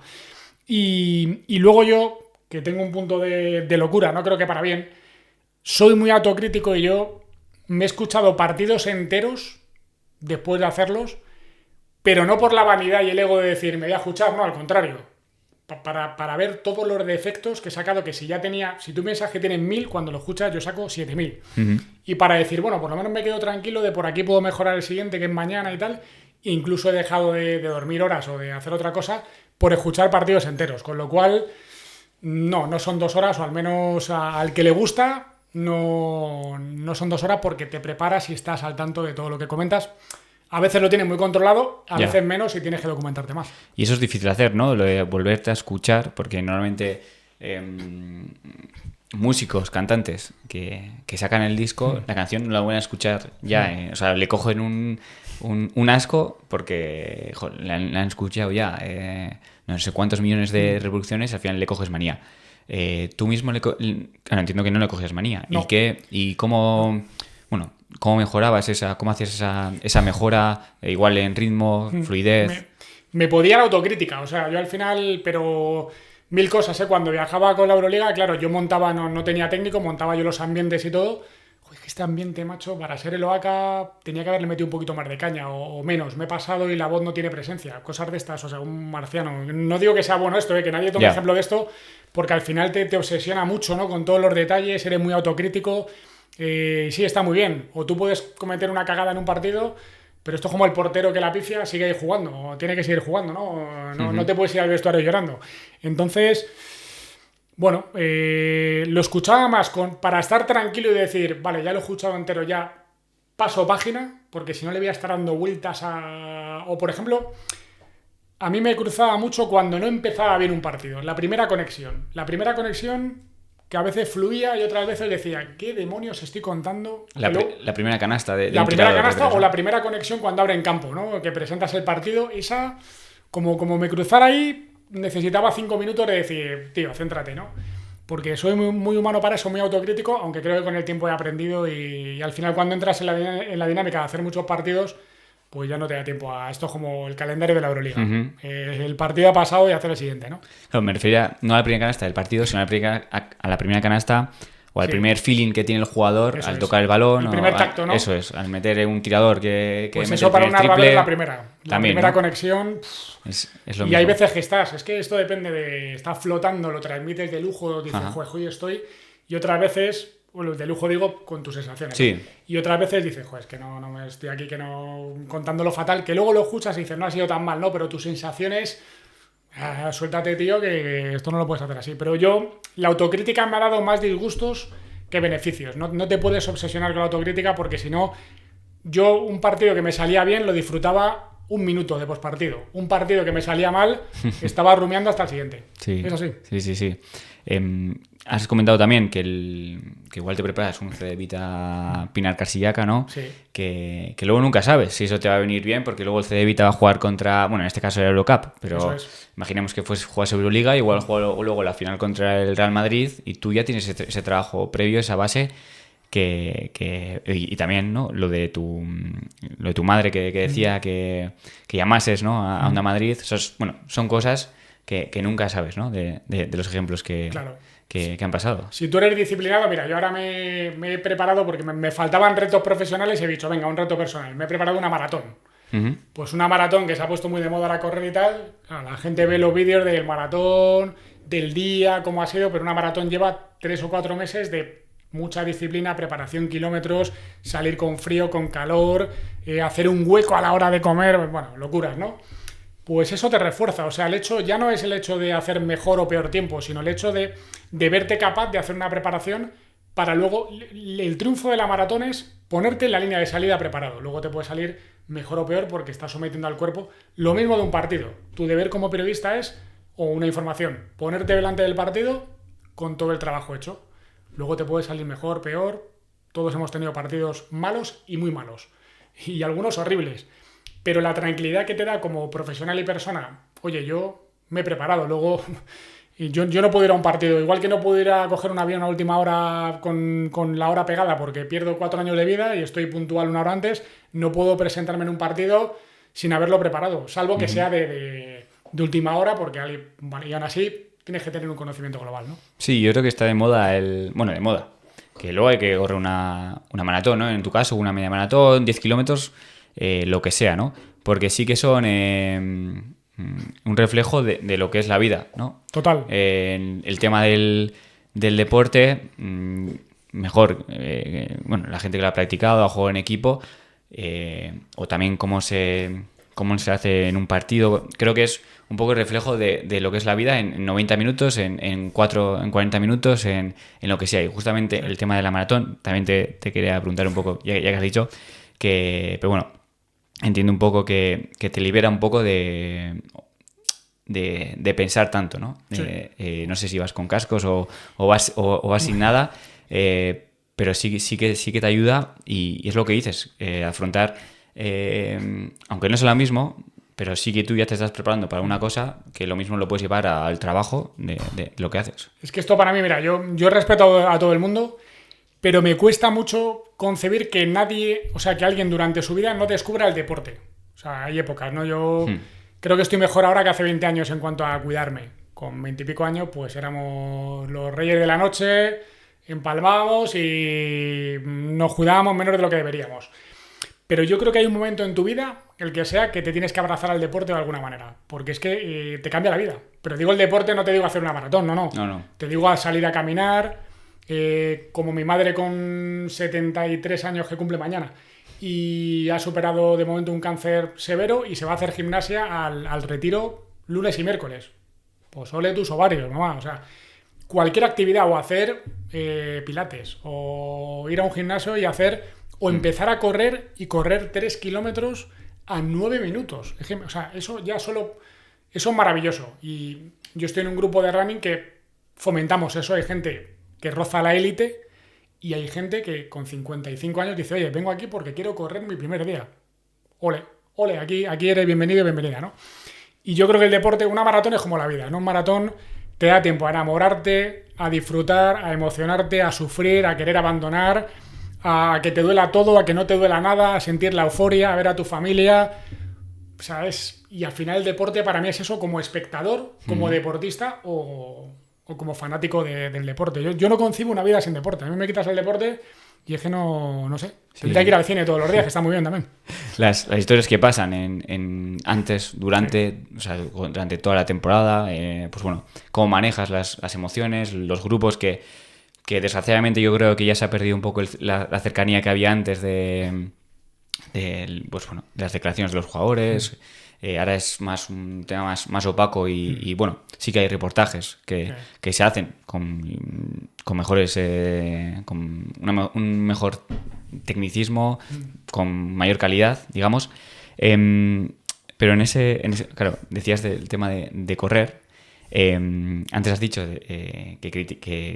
bueno, no te gustaba la gente que criticaba el fútbol de por sí. Entiendo que también hay mucha gente que critican, pues bueno, el tema de ahora que está de moda, que ahora la gente se apunta. Entiendo que también eso te saca de tus casillas porque realmente cuando haces deporte y sobre todo creo que es muy importante hacer deporte colectivo y desgraciadamente, pero hacer un deporte colectivo que no sea fútbol cuando eres pequeño, por todo lo que hay, es mejor hacer balonmano, baloncesto, para mí, de lo que he visto, porque sí que está muy tóxico, es un ambiente muy, muy tóxico desde el principio. Entonces, o en este caso en el deporte individual, ¿no? Entonces también creo que te saca de las casillas esa gente que pues critica también, ¿no? Que la gente, oye, pues ahora hay gente que se apunta a correr por las mañanas y le sienta bien porque le da un subidón de moral o hace una relación con las personas y ve a mucha gente que estás como tú, vamos. Una cosa y otra me molesta o me incomoda la crítica sin argumentos. Oye, alguien puede criticar el fútbol como espectáculo con un montón de argumentos, yo te lo compro, te lo rebato, intercambiamos, pero no con esa superioridad intelectual del fútbol tal. No, primero conoce lo que es el fútbol o el deporte y luego ya establecemos un debate, ¿no? Eso es lo que me molesta, ¿no? Una crítica con argumentos. Y en esto igual, a ver, es verdad que se ha puesto muy de moda, tiene el peligro de que haya gente que no sepa calibrar su cuerpo, ponte a hacer deporte, pero hazte un examen, no puede ser como P2Follow o Verdelis, que se han puesto muy de moda, que se hacen una maratón todos los días, eso no existe, es ficción, es gente muy preparada o que tiene un privilegio genético que lo hace así, no es normal, o sea, más de una maratón al año y ya es mucho para un deportista popular, ¿no? Incluso la élite hace una maratón o ninguna, ¿no? Que ese tema sería otro tema, claro. De los influencers, Claro. de cómo te crees que puedes hacer... Bueno, no, lo más... Bueno, si haces ya una maratón, ya es de enhorabuena. Tú puedes mandar el mensaje de que a ti te va bien, de que tú... Pero no como es normal que yo haga 7 maratones a la semana o 7 maratones en 7 días, como ha hecho esta chica, ¿no? Verdelis, no es normal. Pero yo creo que el deporte, mira, me voy a meter en un berenjenal a lo mejor. soy profano en la materia, ¿eh? Pero yo creo que mucha gente que tiene una situación mental fastidiada, un momento complicado, los profesionales recurren con mucha facilidad a veces a la medicación, ¿no? Y entiendo que detrás hay un negocio, farmacéuticas, bueno, y también conocimientos médicos que yo no tengo. Pero creo que el deporte es una terapia que a lo mejor muchos médicos no valoran. O sea, yo sé gente que se ha levantado porque ha salido a hacer deporte. Ha empezado a correr, a hacer footing, se ha metido en un grupo, ha conocido gente, se ha querido superar o hacer bicicleta o nadar o, como mi hija, patinaje artístico. No digo que a veces no sea necesario, por supuesto, la medicación. Por supuesto, yo no soy médico y soy profano, repito. Pero creo que a veces la terapia del deporte hay que fomentarla para cuidar también la salud mental. Lo digo convencido. Sí, yo estoy totalmente de acuerdo porque, claro, para mí, o todo lo que he crecido ha sido haciendo deporte. Entonces, para mí es como que pienso que todo el mundo hace deporte ya de por sí, tanto individual como colectivo, de una manera u otra, ya sea una vez a la semana o 3-4 veces por semana. Pero sí que es verdad que hay gente que no ha descubierto el deporte, el hacer deporte, ya no es verlo, pero el hacer deporte, ¿no? Entonces sí que comparto en que a veces tenemos que ir un poco más no sé si a la base, porque como has dicho, hay una evidencia científica detrás y seguramente con el tiempo habrá cada vez más estudios o gente que será médico también le gustará hacer deporte, entonces pues bueno, se indagará más en ello. Y hablando de toda la trayectoria que has tenido, ¿te acuerdas has dicho que es muy autocrítico, entonces seguramente sí que te acuerdes de algún error que hayas cometido, y no sé si te arrepientas o ya has comentado alguno, pero sí que tengas ahí señalado. Bueno, me acuerdo, me han afectado mucho los partidos que a lo mejor la voz te ha fallado, no un error, pero que no estabas cómodo de la voz o con una fonía y tal y se pasa mal. Y luego un error un error, sí, con matices, pero sí, que fue el tema de Usman Garuba hace pues 2 veranos, que estaba a puntito, lo tenía todo casi cerrado para venir al Madrid. Yo di una información en X, bueno, no dándolo por cerrado, pero sí muy encaminado. Luego no se cumplió, vale, eso tiene una intrahistoria que sé yo y la fuente en cuestión, pero la realidad es que Usman no fue al Madrid. Y creo que me pedía el cuerpo disculparme en X, contar la historia un poco, no contar la intrahistoria, pero sí, oye, a los periodistas les gusta mucho presumir, adelantamos todo y somos unos fenómenos, esto lo en general, que a mí eso no me gusta, pero cuando algo no se cumple o lo que sea, a mí me gusta dar una explicación. Y lo hice de forma muy natural, tuvo buena acogida, me gustó que la gente más o menos lo entendió, hay gente que no, pero me sentí tranquilo porque creo que es una cosa que no me gustó, que me hizo pasar unos días malos porque no me gusta ser fiable, me gusta el 100%, el 101 y no el 99,5%. Y me acuerdo de ese error que seguramente me perseguirá en mis recuerdos durante algún tiempo. Pero vamos, errores. Tienes tiempo, 2-3 días aquí metido día y noche, te cuento 1.000.000 de errores porque los he tenido a borbotones. Sí, pero bueno, el tema de las fuentes de información y cómo manejas eso, porque creo que es un mundo también que el aficionado, el que está fuera del periodismo, no llega a entender, porque, joder, pues este no da una, o este ha fallado, o este...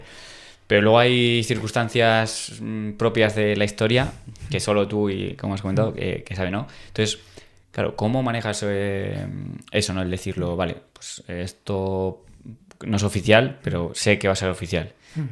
¿Cómo se maneja eso?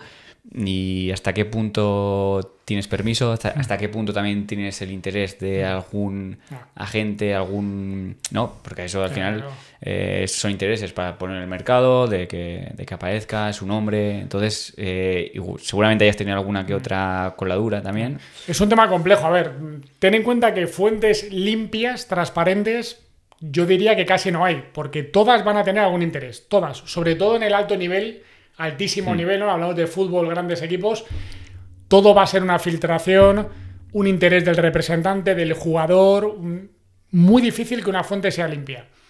Yo no tengo muchas fuentes, porque realmente, además, hay una literatura con esto de las fuentes que el periodismo le da una mística. A veces una fuente es una casualidad.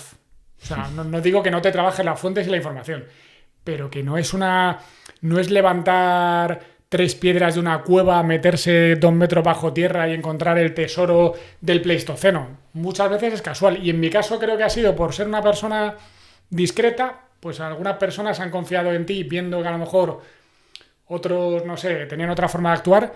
Y luego la mejor fuente sin duda es la que no tiene interés. La que pasaba por ahí, se entera de todo, no le va nada en el asunto, cuenta algo de vez en cuando y todo es veraz porque tiene muy buenos contactos. Pero sí, a ver, yo a mi gente de confianza siempre le vacilo cuando tengo una información que está a punto pero no está cerrada, no la tengo contrastada al 100% y me gusta hacerlo, le digo, oye, te voy a contar esto para que por lo menos sepas que te lo adelanté a ti. Y alguna vez ha pasado que ha salido, ¿no? Y lo ha dado otro compañero por lo que sea, ves, te lo dije tal, por lo menos ponme un punto que te lo adelanté a ti, ¿no?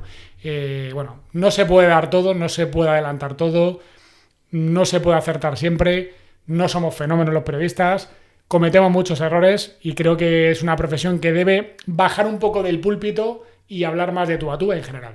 Uh-huh. Comentábamos antes de que la gente sí que tenía en el recuerdo las cosas malas, ¿no? Pero sí que con esto de las fuentes, como al final son ilusión de que pues algún nuevo fichaje, algún nuevo entrenador, como que aunque la fuente, o sea, aunque el informador haya cometido una barbaridad de errores o metidas de pata, la gente todavía sigue confiando, ¿no? Ya igual casi por el show que por el propio periodismo, ¿no? Pero claro, lo otro era, bueno, te vamos a coser a palos, ¿no?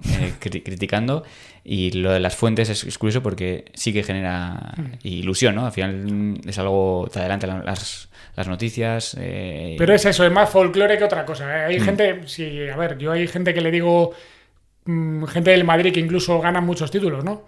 Le digo, os gusta más el folclore del verano que la Final Four. O sea, disfrutáis más con la semana de agosto que salen 8 nombres que con vuestro equipo en la Final Four. Digo, es que os mola más el pagiplantillismo, ¿no? Que lo llaman ahí en redes sociales. Yo entiendo que genera mucho, que es un formato que incluso en Italia, ¿no? En televisión se maneja mucho el mercato, el calciomercato y tal, pero yo siempre digo lo mismo, yo soy consumidor de información y cuando veo una noticia, inconscientemente mi cerebro dice, ¿me fío o no me fío? ¿Este periodista es fiable o tengo dudas? Pues al final la fiabilidad es eso, que tú te fíes de algo que va a contar alguien, ¿no? Y no, en mi caso, a ver, cada vez es más complicado, todo está más cerrado. A una persona que sospechan de ella en el club o en la agencia lo tienen monitorizado, no gusta que salga nada, pero se pueden dar informaciones, pero no se puede contar todo, ni acertar en todo, ni estar al 100%. Y es verdad que al receptor le gusta mucho el folclore, es decir, me decían en X hace unos meses, tío, cuéntame algo aunque sea mentira. Pues eso lo define todo, ¿no? Necesitamos ilusión. Uh-huh. Y tú has estado muy cercano con toda la gente, pues, no sé cuántos años ya llevas, pero bueno, casi más de 2 lustros, ¿no? Más de dos décadas. También le hice la misma pregunta a Faust, porque ha estado también muy cerca, y sobre todo cerca del Madrid del ASO. Tú, por ejemplo, comentabas que has estado en Viena y en otros muchos sitios. Seguramente antes podrás decir que tenías una relación más cercana al jugador que ahora, no sé si es cierto o no, pero ¿qué has aprendido sobre ellos, ¿no? Porque al igual que yo puedo aprender de ti o de la persona que nos ha saludado, sí que creo que esta gente no es gente... Es gente normal, pero ha vivido, pues bueno, lo que decíamos, ¿no? Que al final se resume todo en una vida, en el terreno de juego, ¿no? Y sí que hay ciertas lecciones, como aprendizajes rápidos, que sí que lo puedes extrapolar a tu vida cotidiana. Entonces, ¿qué es lo que has aprendido sobre esos jugadores, entrenadores, en esos momentos, sobre todo difíciles, ¿no? De cómo gestionar tanto estrés, tanta presión? Qué buena pregunta esta. Me parece una pregunta buenísima. ¿Qué he aprendido? A ver, en el deportista de élite hay de todo. Hay de todo, ¿no? Yo valoro mucho la gente que se ha comportado bien en los malos momentos. O sea, que a lo mejor ha tomado la responsabilidad de dar la cara o la barba cuando sabes que te van a caer. O de... A mí no me gusta mucho, mira, no me gusta mucho la cercanía entre el periodista y el deportista. ¿Por qué? Porque creo, y hablo en general, que me equivoco otra vez en hablar así en general, pero nosotros somos como muy, nos gusta mucho que nos vean, ¿no? Tú vas a una sesión de tiro, que te vea y chocar la mano, ¿y qué tal? ¿Y qué tal la familia? Eso es antinatural. Yo no me comporto así con la gente, ¿por qué me voy a comportar así con un deportista? Si surge la conversación y tal, sí, pero forzar, y a los deportistas eso no les gusta nada, yo creo, y calan enseguida. Yo creo, ¿eh? Entonces, me gusta la gente que se comporta, que a lo mejor luego en un momento malo tiene un detalle contigo. Voy a contar una anécdota que yo la recuerdo mucho porque no lo olvidaré nunca y seguramente a él no le llegue nunca, pero yo no lo olvidaré. En un europeo creo que fue en Lituania o en Polonia, de baloncesto, juego un partido de España y bajo a la zona mixta y estaba Ricky Rubio y había un aluvión de periodistas tal. Bueno, yo tengo mi hueco y le hago una entrevista de 5 minutos, 4 o 5 minutos. Siempre dice cosas, no recuerdo el contexto, pero estaba muy bien. Total, que la grabé con lo que fuera. Cuando le doy a salvar, veo que muere la grabación. Digo, ahí va. Puf. Y él me dio la cara de pánico que yo no me veía a mí, pero debí de poner una cara de pánico de tal. Y entonces me hizo un gesto como diciendo, tranquilo, que luego la repetimos. Claro, pasaron 45 o 50 minutos. Atendí, aparte un tío en inglés, en catalán, en castellano. Y cuando terminó con todos, dijo, la repetimos, tal. Joder, pues seguramente él no lo recuerda, pero a mí me pareció un detallazo, porque ¿qué ganaba él? Podía haberse hecho el longis, no he visto a este tío y me da igual su grabación. Y él valoró que yo había tenido un problema que para él no era nada, para mí era muy importante y la quiso repetir. Con esto te quiero decir que son personas que tienen detalles y yo valoro sobre todo el que ha sido fiel a sí mismo en los malos momentos. Creo que, por ejemplo, Chus Mateo es un tipo extraordinario y estoy hablando de lo personal. Me parece una persona extraordinaria. Le he visto comportarse con la gente en los malos momentos. Ese momento de presión es un tipo que no vive. Es que no disfruta de la profesión. O sea, y menos en el Madrid. Es que no, si ganas, te van a pedir ganar el siguiente. Y si palmas, te van a matar. Y sé que es un tío que lleva la presión, que tiene mucha presión. Y valoro que su comportamiento con la gente es de buen tío. El mismo tío que cuando era ayudante en un equipo ACB o incluso más abajo. Y eso creo que tiene mucho valor. Sí, eso que su llegada, pues bueno, con todo lo que pasó con Lasso, sí. no fue del todo limpia. Y entonces, los seres humanos cometen errores también, claro, y son claro, situaciones difíciles. Por eso, que es una situación muy comprometida. Entonces, comentabas de Ricky. Claro, Ricky también, lo digo, es justamente el ejemplo de que es gente normal, pero no. Porque Ricky, justo en Valencia, ahí con los amigos, pues veíamos al Ricky de joven, ¿no? Al chaval, que tú lo veías en el colegio y que ya con 14 años estaba debutando. Y te piensas que es algo normal, que tú con 14 años ibas a debutar también en ACB, ¿no? Pero sí que Ricky, me parece que además de eso y cómo está llevando un poco su retirada, le da mucha importancia a ser una persona desde fuera, ¿eh? Una persona, pues una persona. Lo que tiene que ser una persona normal, buena, con lo que se entiende de buena, con valores. Porque sí que también creo que Ricky ha pasado momentos muy malos y también esa exposición primera quizás ha acelerado, desde fuera, ha acelerado mucho su madurez. Porque por eso digo que no es gente normal. Quizá de forma antinatural, ¿no? Él a lo mejor se protegió en un principio y luego también él ha tenido el problema de su madre que le marcó mucho y que le ha servido para, con su fundación, dedicarse a eso. Es lo que le hace feliz, ¿no? El poder ayudar a la gente desde su esfera pública. Y también ha tenido la gallardía de plantarse delante de un micrófono o de una cámara y decir, oye, yo tengo este problema, quiero transmitirlo, que lo sepáis todos, que estoy apoyándome en profesionales, que no sé si voy a volver, cuándo voy a volver. Volvió con el Barcelona, ahora pues, un día dirá que se ha retirado o que vuelve, que diga lo que quiera. Pero creo que es un tipo, aparte de un deportista brutal, un tipo fascinante. Me parece que todo... yo una charla con Ricky la voy a ver siempre, la voy a escuchar como consumidor. Me interesa mucho lo que dice y aprendo mucho de él. Porque, bueno, ahora yo te iba a decir lo de chocar la mano, ¿no? Con los periodistas, pero creo que también es eso, ¿no? Hemos visto muchos ejemplos de jugadores profesionales que han salido muy mal. Normalmente esos casos que son jóvenes precoces salen mal. Me sale a mente el tema de GC, que puede ser un caso de Ricky, pero Ricky todavía es más bestia. Quizás no, porque es baloncesto y es menos conocido, pero sí que, bueno, desde fuera impresiona que sea un profesional que haya jugado en la NBA y ha ganado, bueno, con la última etapa también el Mundial, siendo referente con la selección. Y es lo que digo, que al final si lo ves, para gente dirá, pues bueno, es un jugador de baloncesto, gana mucho dinero, multimillonario. Topicazos. Pero sí que si le ves esa historia que ha tenido, que seguramente es una historia de altos, bajos y ahora creo que, bueno, más regular, joder, pues creo que es un ejemplo inspirador para todas esas personas que también están pasando un momento malo. Y sí, Ricky, por suerte o por desgracia, que creo que también es la fama, pues es un jugador, es una persona multimillonaria y es lo que hay, pero sí que dándole esa vuelta, creo que sí que se puede aprender bastante y una lección de vida, que es el deporte el que te puede acercar, ¿no? Completamente de acuerdo y creo que es muy útil y muy positivo, muy pedagógico que él lo verbalice. Es decir, que con tanta naturalidad, porque la gente que está aquí tiene miedo a compartir una imagen, digamos, de debilidad, de fragilidad, ¿no? Vulnerable. Claro, vulnerable, sí. Y Ricky lo ha hecho con total naturalidad y seguramente en un proceso complicado porque ha habido momentos, y os lo ha contado, que no estaba para nada ni para nadie. Y lo que decías del periodista y chocar, a ver, quiero matizar que a veces puede haber una relación que sea natural. Lo que no me gusta, y creo que al deportista tampoco, es forzar, ¿no? Que como forzar situaciones y tal. Yo te cuento un ejemplo.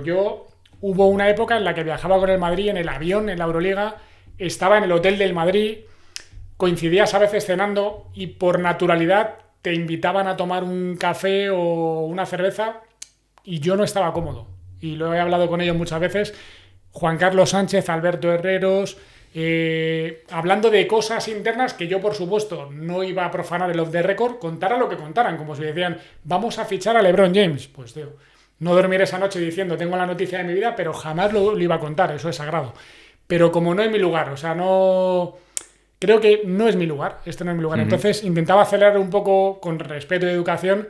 Oye, pues me voy a la habitación o he quedado con alguien o me voy a dar una vuelta porque yo ahí no me sentía cómodo por ellos. Claro, pero es una cosa... A mí me parece increíble, ¿no? Porque no eres jugador de ese equipo, obviamente, pero sí que has vivido, no como ellos, tampoco al nivel, pero sí que has vivido con ellos toda la historia, o bueno... No toda la historia, sino todos los partidos, toda la intrahistoria que hay detrás, porque dentro de un equipo hay muchas historias que no se pueden contar y no se deben contar porque es parte del vestuario. No, me refería al de chocar la mano, porque igual de joven es más difícil, ¿no? Cuando entras de periodista, pues claro, te ves ahí, te ves crecido, ¿no? Igual, ¿eso lo tenías ya de joven o con el tiempo ha sido...? No, lo tenía porque yo creo que primero soy un poco tímido para eso y bueno, a ver, soy descarado y sinvergüenza cuando estoy currando, yo le entro al que sea. Esta mañana he estado en Atocha, pues tienes que hablar con, oye, te han cambiado el billete, no me transformo un poco, ¿no? Pero creo que lo llevo de serie, ¿no? Y luego hay unos códigos, por ejemplo, ¿no? En la Euroliga... se activó hace muchos años que tú podías entrar en un vestuario justo después del partido para preguntar dentro, algo que se hace en la CB en los grandes torneos también. Claro, tú entras en un vestuario después de haber perdido unas semifinales de Final Four o un clásico, la Liga contra el Barcelona. O sea, es que te da miedo hasta toser, o sea, hasta respirar. ¿Cuáles eran los códigos? Si yo estaba en antena en directo, tenía que entrar un momento... hacer 2 preguntas, 3, reflejar y me iba. Si no estaba en directo porque había terminado mi programa o lo que fuera, yo no entraba aunque pudiera entrar. Prefería esperar fuera, que hablara el que quisiera después de ducharse y que si tenían que volar las toallas o cabrearse o pegarle un puñetazo a la mesa, es tu momento deportista, la derrota, yo ahí no pinto nada. Y ellos entendían ese respeto que a lo mejor en otra situación más adelante ellos agradecían, digo, un grupo pequeño de jugadores de confianza, el trato que tú les has dispensado. Para mí es el respeto profesional. No creo mucho en la amistad deportista-periodista, eso te puede pasar con una persona en la vida o ninguna, pero sí en el respeto profesional. Porque, bueno, muchas veces escuchamos preguntas, lo que decías, en un momento complicado y son preguntas... De titular, ¿no? Sí. Para titular, ¿no? Sí, entonces buscando... Entonces, pero bueno... ya has comentado que te alejas un poco de la relación entre el jugador, pero aún así, si siempre hay jugadores que te caen mejor, te caen, bueno, o te gustan más, te gustan menos, ¿no? El estilo es... Igual sabes historias que no puedes contar, pero sabes comportamientos que han tenido que no son de tu agrado. Entonces, ¿cómo llevas esa relación con los periodistas al hablar, al contar? Bueno, yo creo que al final, a ver, en momentos puntuales de tu exposición pública se te puede notar que alguien, no que te caiga mejor, cuidado, sino que te sientas más representado por él. Es decir, pero tú como deportista, no sé, pues a lo mejor Rudy Fernández, que es un tío, sinceramente, que por ejemplo a mí nunca me ha dicho que no en una entrevista, ni en los peores momentos. A lo mejor su puesta en escena era más de distancia, frialdad, puede parecer un poco borde, ¿no? Pero él, no sé si por haber estado en la NBA o lo que sea, pero él tenía la responsabilidad de hablar. Nunca ha dicho, no hablo, no, yo te hablo. No, yo te hablo, ¿no? Pero a lo mejor no es el perfil de, yo qué sé, pero es su forma de ser. Sí, eso, la forma de ser, claro. propia de cómo alguien te puede caer mejor o peor, ¿no? Pero yo creo que tú eso como, o sea, yo al narrar un partido, por ejemplo, contar una información, que eso lo desmarco o sea, lo desmarco completamente. Ahora, si tengo que contar alguna intrahistoria, por ejemplo, cómo se comportó Jules con el vestuario, y no te hablo de jugadores, te hablo del carrito del pescado, ¿no? Del utillero, del médico, del delegado, tal, en momentos puntuales de gestión, ¿no? Cosas que la gente no sabe, como una entrevista, una pieza en Gigantes que contamos que le regaló, pues tuvo un obsequio para todo el vestuario, como detalle, pues Jules es un tío muy querido por el utillero, por el delegado, por la organización del club, y es un tipo muy querido adentro porque es un buen compañero. Eso lo puede ser un periodista, un deportista o una persona que trabaja en una oficina de seguros. Vale, entonces, viendo ya todas tus experiencias, sabiendo un poco todas las historias que se pueden contar, el aprendizaje también, te quería hacer una pregunta que ahora mismo sería que ¿cuál es el mayor acto de valentía que puede hacer un periodista deportivo hoy en día? El mayor acto de valentía. Bueno, hay muchos contextos, muchas situaciones, digamos, complicadas a nivel profesional, en las que igual no estás de acuerdo. Lo tengo claro. Pero no periodista deportivo, creo que periodista. Y diría que persona, pero periodista. Yo creo que el mayor acto de valentía y de honestidad es no mirar a otro lado cuando se está cometiendo una injusticia en tu trabajo, con otras personas, a pesar de que eso te pueda perjudicar. No estoy hablando de que nadie se inmole, todos tenemos familia y necesidades, pero yo siempre cuento lo mismo. Si tú y yo que estamos aquí por la zona de la Castellana, salimos ahí fuera a tomar una cerveza ahora después de la entrevista, de la conversación, y vemos un acto de acoso que no nos gusta, con una mujer, con un anciano, con un niño, lo que sea, yo creo que nuestro deber es intervenir. O sea, nuestro deber es decir, oye, por ahí no. Para mí, esto lo digo además, pero así, con mayúsculas, el mayor acto de valentía y de honestidad de un periodista es no mirar a otro lado cuando se están cometiendo actos de verdadera injusticia, acoso y malos comportamientos en los lugares de trabajo. Sí. Bueno, buena reflexión, ¿no? Porque, bueno, al final es lo que tú dices, que todo el mundo tiene que vivir, que comer y, claro, hay situaciones y situaciones, ¿no? Algunas más complejas, otras más fáciles, otras más acomodadas, ¿no? Sí. Pero bueno, sí que viendo todo lo que has visto, está bien sí, porque la cosa al final, reflexión. A ver, en los colegios, por ejemplo, se va protocolizando el tema del acoso escolar. Por supuesto, el acoso sexual creo que lo tenemos interiorizado y toda la gente de bien sabe que eso no lo puede permitir. Y el acoso laboral igual. Para mí, cualquier acoso en un lugar de trabajo, con una mujer, con un niño, con un anciano, con un negro, con un homosexual, todo eso para mí tiene que ser combatido y creo que tenemos que levantar la cabeza y decir, por ahí no. ¿Y te han vetado alguna vez por contar cosas que igual no es poderoso, bueno, pero es el que te corta el bacalao, ¿no? En los clubes, en las radios, ¿no? No sé si por hacer esa crítica has tenido alguna repercusión. Una persona de la que hemos hablado antes, Raúl Martín Presa, hubo una época No fue un veto, digamos, oficial, pero no. Cuando estaba en Onda Madrid haciendo el Rayo, hubo una época que no podía hacer entrevistas. O sea, todas las entrevistas que pedía eran denegadas, y si las pedía un compañero mío de la radio, se las daban. Con lo cual, blanco y en botella, presa. Vale. Me lo podía imaginar, ¿no? Pero bueno, en esa respuesta. No me arrepiento, Sí, al final, oye, para bien o para mal es el propietario del club y él es el que acepta acepta o no las entrevistas. Cada club entiendo que tiene una política, como así cada empresa. Sí. Entonces, pues bueno. Te voy a hacer alguna pregunta ya para finalizar, ¿no? Que vamos a ir finalizando, ¿no?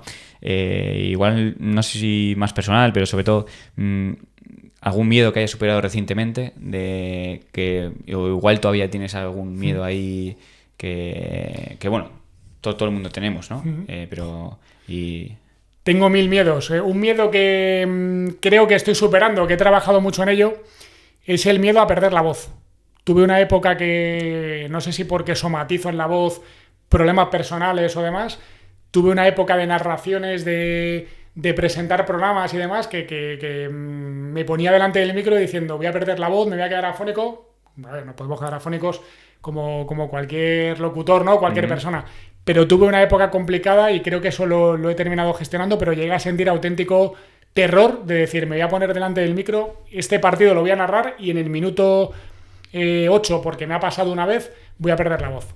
Pero vamos, que el ser humano tiene miedos, yo tengo miedos a todo y a todos, y hay que gestionarlos.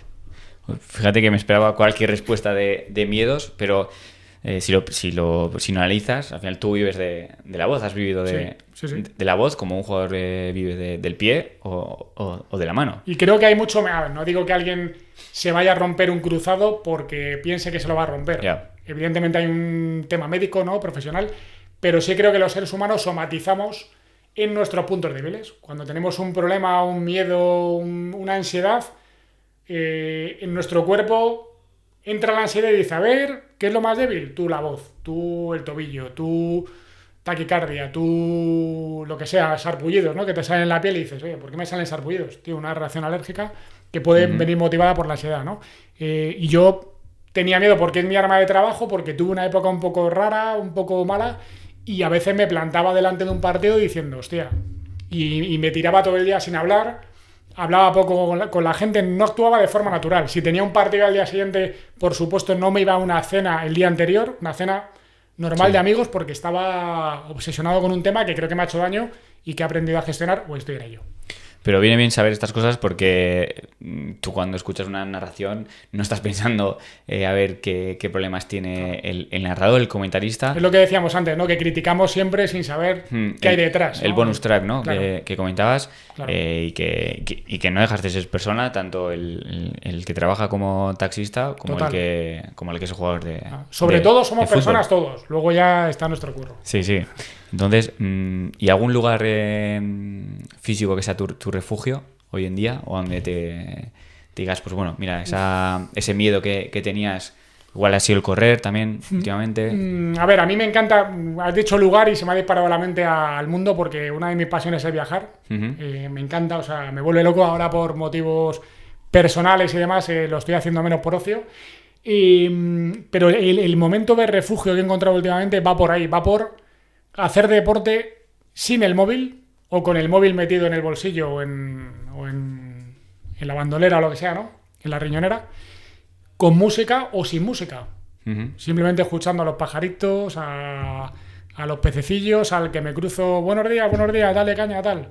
Ese momento de libertad, ese momento tuyo propio, creo que me ha dado mucha paz. Y la ducha de después también. Es verdad, ¿eh? Cuando terminas de hacer deporte, meterte en la ducha sienta muy bien. Te salen bastantes cosas, ideas y proyectos, ¿no? Sí. De que es una pena que no tengas una pizarra para apuntarlo al momento, ¿no? Entonces... Bueno, contaba Joan Plaza, ahora técnico de la Andorra, que él muchas madrugadas, está un poco zumbado Plaza en el buen sentido también, pero que le llegaba una idea a las 4 de la mañana y tenía una pizarrita en la habitación que se levantaba y apuntaba la idea porque a lo mejor a la mañana siguiente no se acordaba, ¿no? Pues la ducha es igual, no tienes papel, Claro. pero guárdala y apúntala porque puede ser brillante. Escritor también. Sí. Yo en Plaza. Los escritores siempre están pendientes de cómo funciona el mundo para luego plasmarlo en las ideas. Decías de viajar. Muchas veces al final tu pasión se puede convertir en tu cárcel, en tu prisión, porque tú has tenido que viajar mucho. ¿Cómo manejabas eso? Porque pues no te importaba, porque una vez... entiendo que las primeras 3-4 veces que viajas a Loaca, viajas a Serbia, a un ambiente de esos, pues tiene que ser increíble, ¿no? Pero claro, la 23ª vez que tienes que viajar y tienes que ir a Lituania, a Vilnius, en el medio de la nada, perdiéndote pues cumpleaños, cosas que del día a día, ¿cómo lo manejas? ¿O sí que no tuviste ningún problema? Yo tengo ahora 46 castañas, voy a hacer. Lo echo de menos. O sea, lo echo de menos, sinceramente. Nunca me he quejado. A ver, es verdad que te pierdes, pero no solamente por viajar, por currar los fines de semana, por ir un poco a contracorriente, te pierdes cosas sociales que la gente valora con cotidianidad. Vale. Pero yo lo volvería a hacer. Es verdad, luego la vida familiar, ahora tengo una nena de 6 años, me gusta pasar tiempo con ella, ver cómo crece y demás. Pero yo echo mucho de menos viajar. Y tuve una época que, se lo cuento a mis amigos, digo, sonaba el despertador y necesitaba como 3-4 segundos para saber dónde estaba. De esto de, a ver, ¿dónde estoy hoy? Hoy toca Rusia, vale. Pero a mí me encanta conocer sitios, ir a patear las ciudades, pabellones. Ahora he estado en Bolonia por ocio, me voy a ver el estadio de fútbol, los pabellones, lo otro. Me encanta y echo de menos esa vida que durante un tiempo ha sido mi mayor privilegio. O sea, pasión gana a cárcel siempre porque yo lo he vivido como un privilegio y es lo que más me gusta del periodismo, viajar, conocer sitios y contar deporte en el lugar donde se celebra. Y en esos momentos de viaje has podido conocer las ciudades, un poco las sociedades en esos países, porque igual no te da tiempo, ¿no? Entre que tienes que ir al pabellón, al entrenamiento previo. Siempre se intenta, no siempre se consigue, pero un madrugón el día del partido para darte una vuelta por la ciudad o a la hora de comer. O sea, yo antes que descansar en el hotel me iba a dar una vuelta, ¿no? Por ejemplo, en Tel Aviv, cuando fui la primera vez, no fui a Jerusalén porque no tenía controlada la distancia, me daba un poco de apuro. La segunda vez que fui, me levanté a las 5 de la mañana, me cogí un autobús, fui a Jerusalén y a las 10 u 11 estaba de vuelta en Tel Aviv, ¿no? Pero ya que estoy aquí, oye, pues una ciudad con historia me apetecía conocerla. Y paseos por lugares repetidos y luego hay ciudades que te entran más, otras menos. A ver, en Estambul, pues si vas un día no vas a... Pero un paseíto... Sí, Atenas, por ejemplo, es una ciudad que nunca me ha entrado mucho, no... Demasiadas largas las distancias, mucho tráfico, tal. Bueno, pues no iría ahora. A ver, iría, pero no estaría en mi prioridad de vacaciones. Pero el poder conocer mundo es la mejor cultura, vayas de curro o vayas de ocio. ¿Y de los que has viajado, cuál es la que más te ha gustado? Porque claro, se me ocurre en Atenas, yo no he estado, ¿no? Pero sí que también me han comentado un poco de eso, de que es un poco caótica la ciudad. Sí. Entonces, pues bueno, ¿qué recomendación viajera harías? Pues mira, aparte de Estambul, que me gusta mucho, pero es verdad que para un viaje express es complicado por distancias y tal, hubo una época que el Procom de Polonia estaba en la Euroliga y jugaba en la zona del Báltico, ¿vale? Que es preciosa. Me tocó ir en invierno, que es verdad que hacía mucha rasca, pero la zona de Gdynia, Dansk, toda esta zona es maravillosa, espectacular. Y es para un viajecito... sin mucha prisa y demás, con 5 bajo cero, patear una ciudad y bien abrigado y darte una vuelta ahí por el mar Báltico, la recuerdo mucho, pero bueno, luego vas a Kaunas y dices, esto es baloncesto, aquí la gente vive por el básquet, o tienen la mejor cerveza de Europa, el Vituris, ¿no? que es una delicia y que no he encontrado aquí en España, no hay manera. No sé, cada ciudad es un recuerdo, pero esa zona del Báltico me cautivó. No muy conocida aquí, encima barata, ¿no? Para lo que son los estándares de la sociedad. Entonces, bueno, también ya un libro, no sé si es de leer, pero un libro que te haya... Bueno, me comentabas que sí que venías leyendo en el trayecto. Un libro que te cambió, sé que hay... perdón, habrá muchos, pero sí, un libro que te diga, pues bueno, no es que lo recomiendas es porque al final cada persona encuentra en el libro que tú no has encontrado pues esa inspiración o ese clic, pero uno de esos que tengas ese recuerdo. Pues mira, leo mucho y ahora mucho más porque tengo más tiempo, bueno, no es que tenga más tiempo libre, pero dedico más tiempo, no aprovecho más el tiempo. Si puedo, cojo el coche o voy en metro. Pues si aunque tarde más, voy en metro porque me da para leer un par de capítulos, ¿no? Leo bastante, pero fíjate, me voy a quedar con lo último, por no tirar así. Es verdad que tengo muy mala memoria, luego no me acuerdo de los títulos, pero he leído últimamente mucho a Joel Dicker, que es un autor que tiene mucha... bueno, no exactamente crónica negra, pero asesinatos, investigaciones, tramaje... Es que me lo tengo que acabar. Es la 1 de la mañana, esto me lo tengo que acabar. Y me queda alguno por leer, pero cualquier obra de Joel Dicker me parece un autor realmente bueno y tengo alguna pendiente. ¿Y qué diferencias ves entre eso y una serie, por ejemplo, que te puedas poner en un viaje? Porque sí es verdad que también los libros se pueden llegar a enganchar, ¿no? Pero una serie también. Sí. Pero... A ver, las series me gustan, pero yo soy un poco raro. Yo, por ejemplo, me vi Perdidos 7 años después. O Breaking Bad, la vi cuando todo el mundo la había visto, me vi toda la serie casi en 3 semanas, ¿no? La vi ahí del tirón. O por ejemplo, esta que se me ha ido la olla ahora, a Peaky Blinders, sí. La he visto este verano del tirón. Y me mola mucho ese rollo.